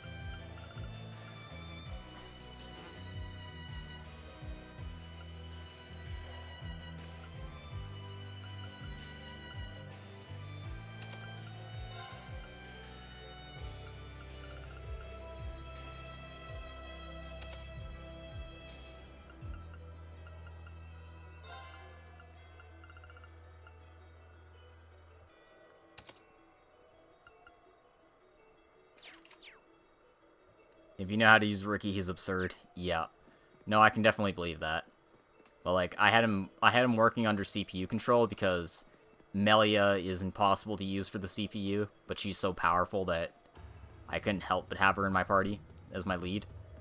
And then Dunban is just like, you know, freaking dodge king. So I was like, yeah. I couldn't imagine using any other party unless I needed, unless I need specific things like, Now's our chance. Let's get him. more DPS, I'd switch over to Shulk, or like, I want to get my, heart-to-hearts up and affinities up, so I'd use other characters. Okay, it's safe for now. All right. Done.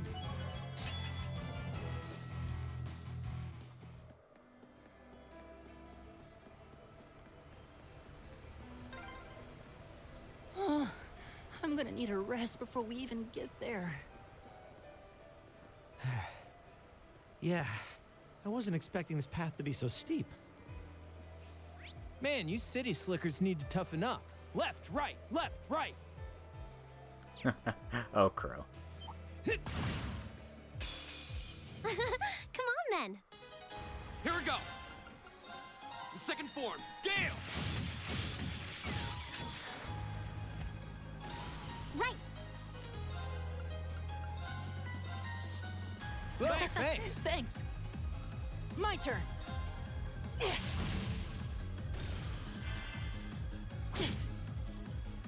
My turn. See? I don't slack off all the time. I did it! Alright, I was gonna switch Crow out. So I like Crow, but like, situationally. Situationally, Crow's good. Now that's what I call a chest. Watch out, guys! Here we go!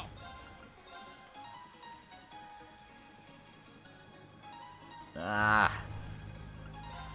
Second form, Gale! Go! Gotcha! Well, that went better than expected. How'd you expect it to go? I found 7 was like incredible DPS, like physical DPS, so I found some use for her.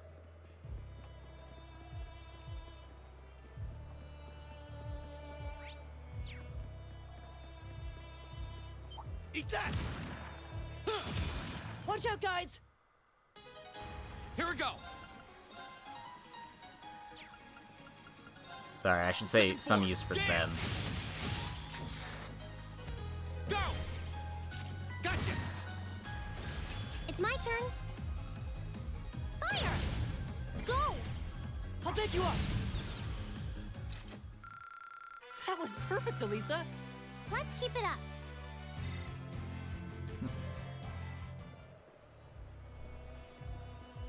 Yeah, I can believe that. That way leads to the Isengard range. We're not heading that way.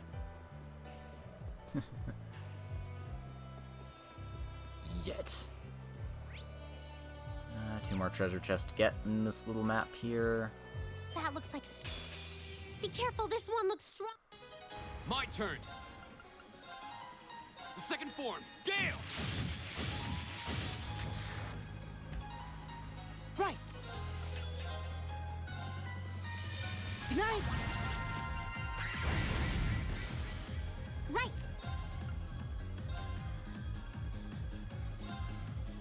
Appreciate it! Thanks!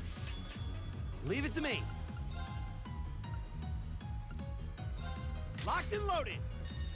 You won't get away. Now, let's finish him off.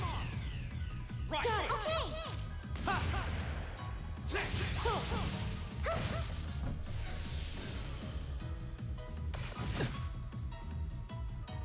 Go!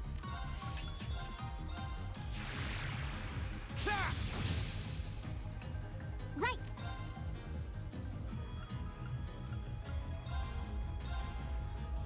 Oh no, you don't! Stop right there! Molten Rain! Right! Go! Right. How about this? Go. Got it! Well, that went better than expected. How'd you expect it to go? I did it! Damn, Elisa's at 900 strength. Usually don't average strength that high. No, just how it goes. Kill them all! Kill them all! Eat that! Turn around.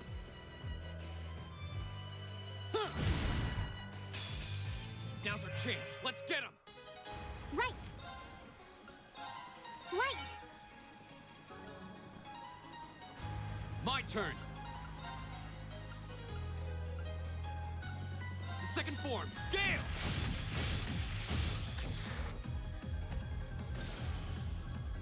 It's my turn. Now! Got it!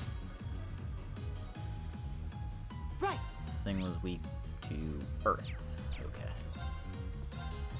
Ha! I was thinking it was gonna be fire, but it's a good thing I checked because yeah, I wouldn't want to do no damage to it. Oh, we did it!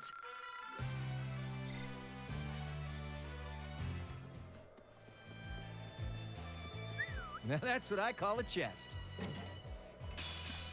Enemy sighted. Let's take him out. My turn! The second form, Gale! Go! Gotcha! My turn! It's my turn.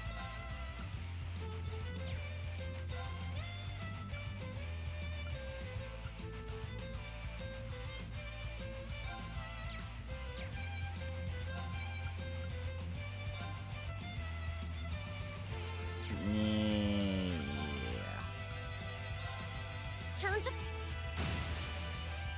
Now! I'll pick you up!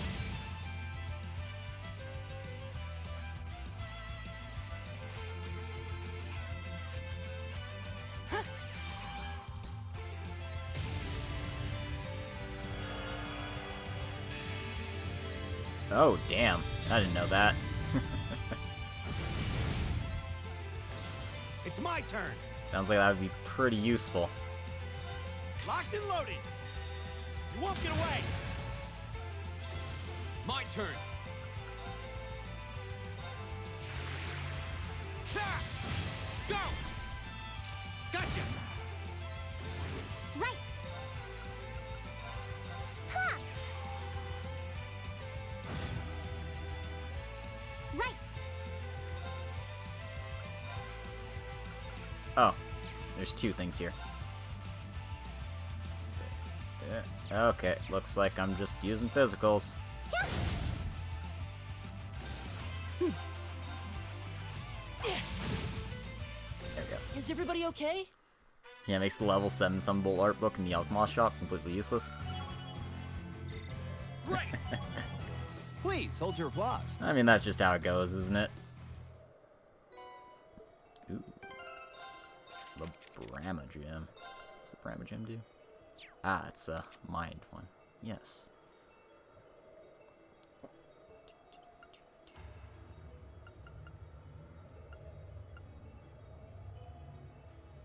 I don't have a mind quartz on Elliot. Maybe I should. Yeah. Ugh. Casting speed.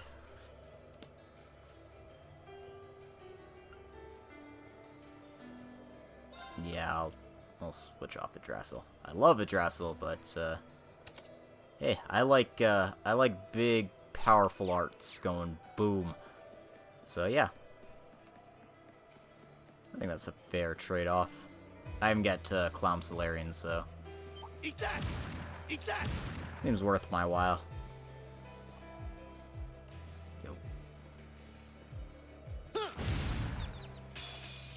Now's our chance. We can do this. My turn. Ta! Right! Appreciate it. Thanks. It's my turn. How about this? Go! Got it! Go! Ha!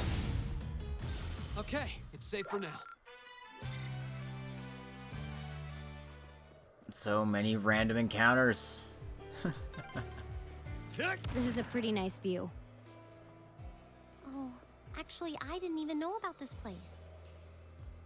I don't know if it's that nice of you, but maybe it's just because I'm used to mountain views and such. Like, there's no foliage. It's just kind of, they're just kind of craggy and rocky. Yeah, I mean, to each their own, I guess. There is a certain majesty in the mountains. I won't lie.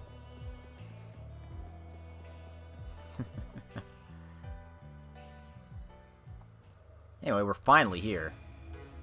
Whoa. Unbelievable.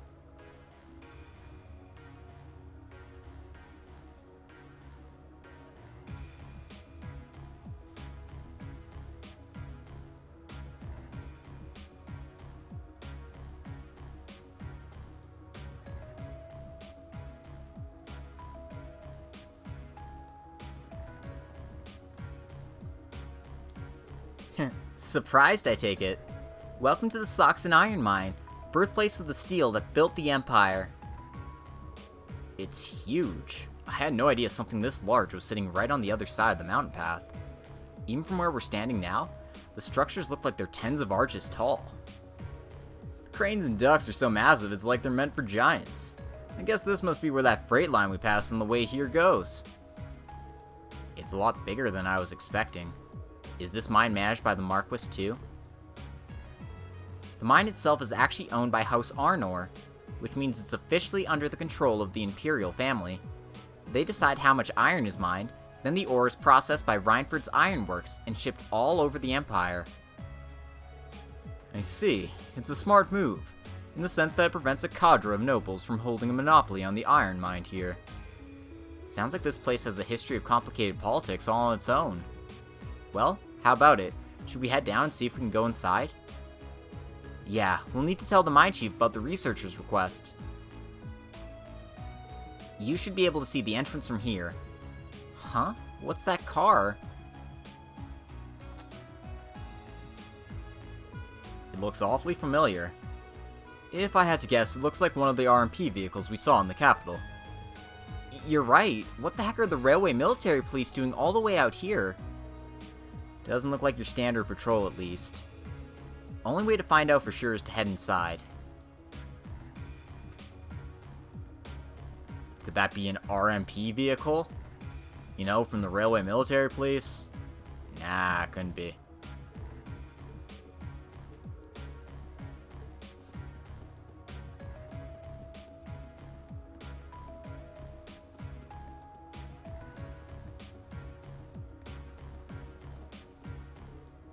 My, if it isn't Elisa. Feels like ages since we last saw you around here.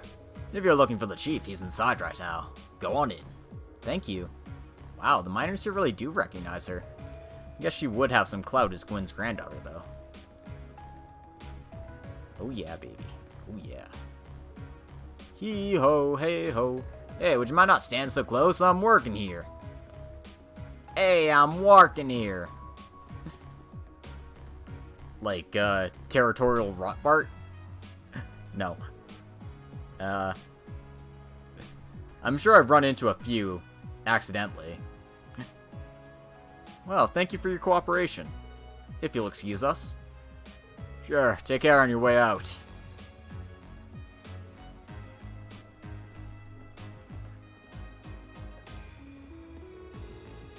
Looks like the railway military police really are here.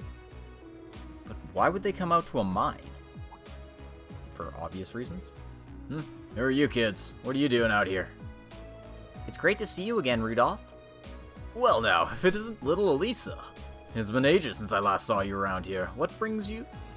Oh, looks like you brought some friends this time too. Actually, we're... Ah, so you're the group from that military academy. I heard you were scheduled to come, but I guess the date slipped my mind. Sorry to drop in unannounced. Oh, no trouble at all. The doors of Soxton are always open for little Elisa. Though I suppose you're not so little anymore. You've really grown up since I last saw you. Ah, is that young fellow with the black hair your sweetheart? Of course not. We're just classmates. Yeah, what she said. Reen, is there something you've been keeping from us? I admit, I wasn't expecting you to know the foreman. Well, Grandfather brought me here quite a few times when I was young, and the chief was always really nice. You've got some friends in high places. Well, Gwen was always good to us miners. For the chairman of such a huge company, he was always so easy to get along with, I could talk with him like a friend. I know what you mean.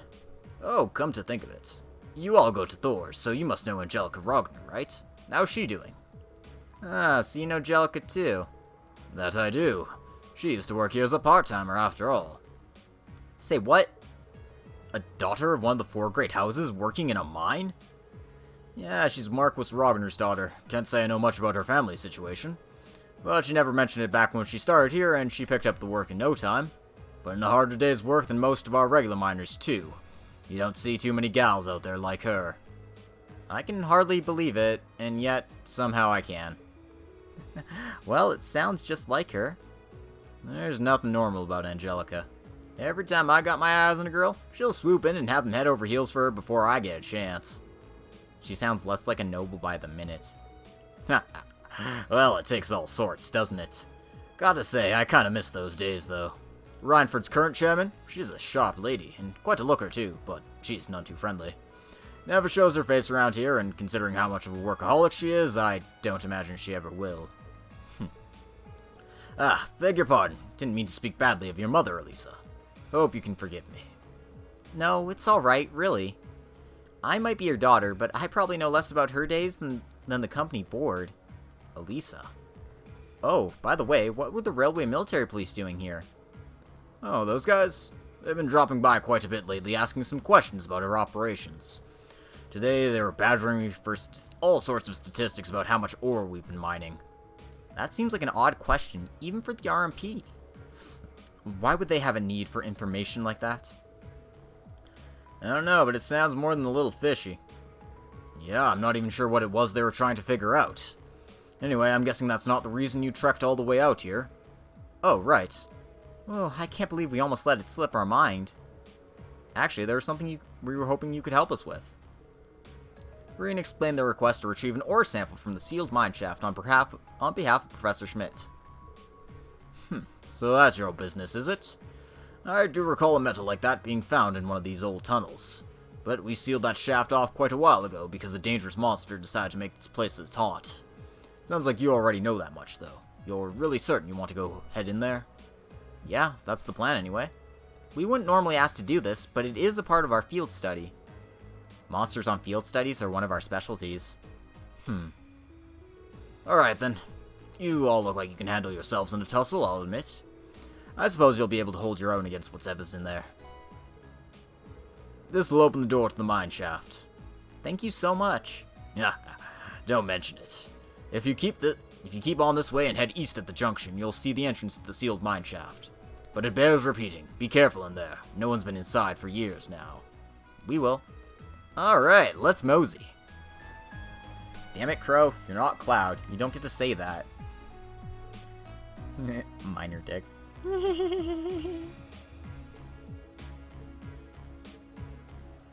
There's even one mistake, we'd be shaming ourselves in His Majesty's sight.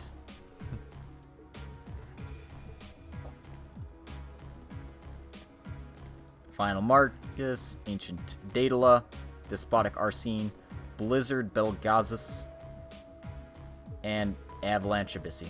Wasn't one of those in the frickin' Valak Mountain? I think I remember running into Avalanche Abyssi and getting my butt whooped by it. The other names aren't quite as, like, oh shit, I ran. 3 of them are in Valak Mountain. That explains a lot. These tunnels really are gloomy. Well, we are in an abandoned mine shaft. What were you expecting? Confetti and parades? We'll need to stay on guard for the monster, too. It was obviously dangerous enough to seal off the entire tunnel. Yeah, caution's our first priority here. Alright, let's see if we can find some of this linium. Stay on your guard. We don't know what might find us in here. Roger. Wow.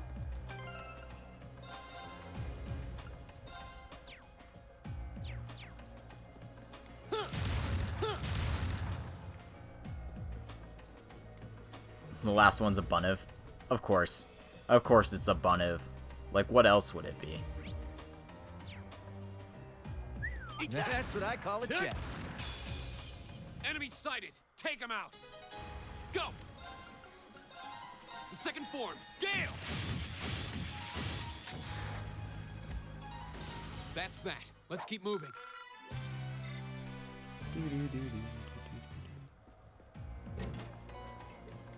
Purgatorial Flame. That's the high-powered fire spell.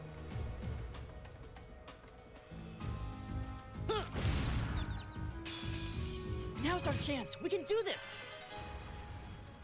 Right. My turn. Go. Gotcha.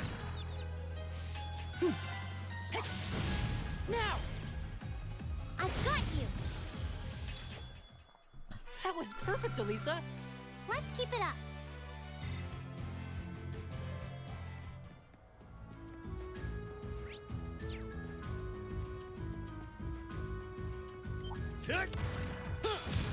Enemies ahead. Go. The second form. Gale. Okay, it's safe for now.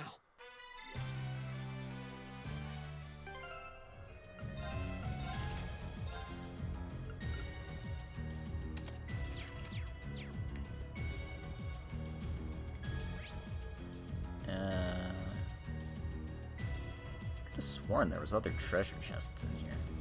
Am I just making things up? Well, whatever. I might as well clear the place while I'm looking for it. Seriously, there should be like a treasure chest down here.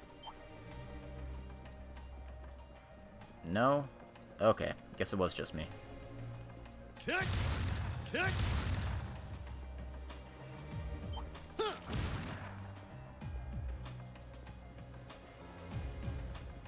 Kick! Enemy sighted. Let's take them out. Go! That sounds horrible, fighting two super bosses at once. Second form. Ugh. Gale! Now's our chance. Gotcha. I'm definitely not feeling it. Leave it to me. Right. Fire. Go. I'll back you up. Also, it has an instant death area spike. Of course it does. Perfect, Elisa. That's probably why I remember it being such a pain in the ass. Like, I did it. like, oh, I just Yeah, fucking more died of that, out of nowhere. thanks. Why? Oh, hey, there's a super boss here. It all makes sense now.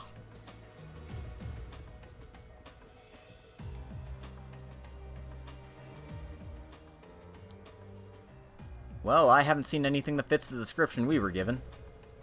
They said they only found small amounts of it back before this tunnel was sealed. Shall we keep looking? We should probably make a more thorough sweep of the area. Found it. Oh, what's that? That must be the monster we were warned about. So it decided to come out and greet us after all, huh? Ready or not, we're in for a fight. Watch out. This is a tough one. Here we go. The second form. Gale! Go! Gotcha. Leave it to me. Locked and loaded. You won't get away. Now, let's finish him off. Leave it to me. Leave it to me. Take this. Ta! Yeah. Right.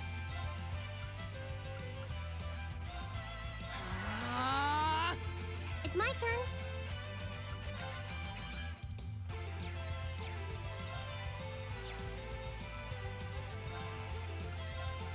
Turn to flames. Burn! Now! I'll back you up. Huh?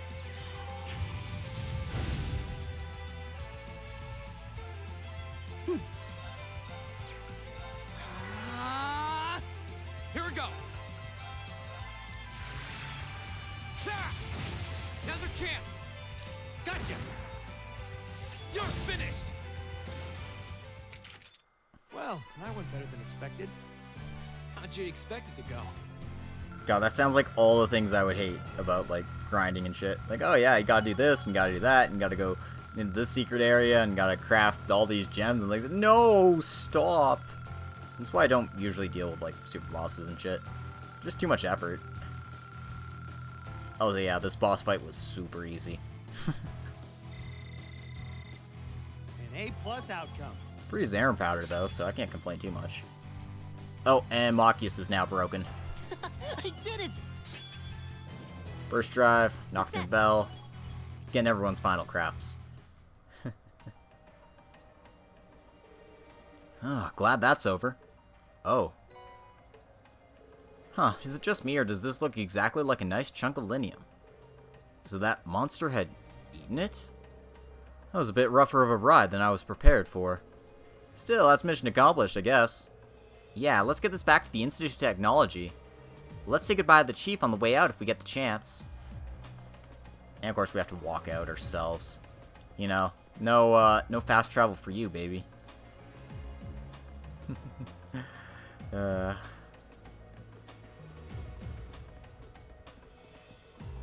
Yeah, like, I can understand the appeal of stuff like that, but at the same time, like, maybe don't make it so you can accidentally run into them, like, on your way to, like, actually doing other things. Like, have it so it's, like, in a sealed off area, so you don't have to worry about it randomly ganking you when you're just climbing up the mountain. At least that was my problem with it.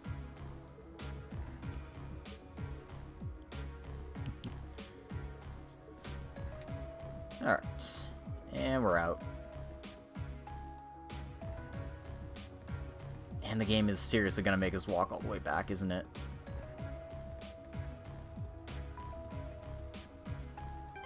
Actually, this seems like the perfect time for someone to give me a missable thing. Oh, thank God there isn't. Oh, thank Adios there isn't.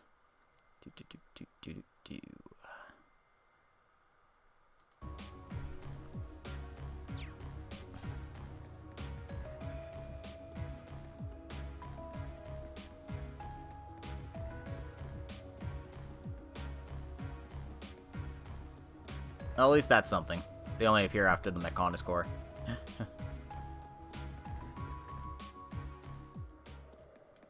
Oh god, they are seriously gonna make me walk all the way back. Okay.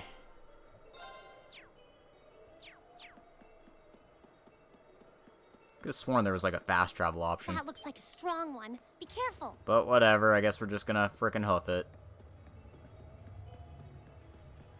Like, oh yeah, once I get back to Roer, it's the perfect spot to like end it in the episode. But now I'm gonna have to wait another 10 minutes to end the episode because I gotta walk all the way back. No. Oh, I mean, I might as well do my sign out now while I'm running back. So, thanks everyone for coming today. This has been Logic Blade. I hope you enjoyed this episode of Trails of Cold Steel. And I hope you join me next time as we continue on Chapter 6 here. In case you're interested in supporting the channel, I've got a Patreon account you can check out. Port all my videos to YouTube, so you can check those old videos out there too if you're interested. I'm also Logic Blade over there. And if you're interested in reading some fanfiction, I've got an archive of our own account, where you can check out all my latest and greatest stories. Like one I just wrote for Kitsune recently. One with Tio and Yuna, so I quite enjoyed that one. So yeah, this is a good point to stop right before cutscenes and stuff happen when I report the quest in. So yeah, have yourselves a good night, everyone, and we will see you next time for some more Trails of Cold Steel. Bienvenuto, everyone.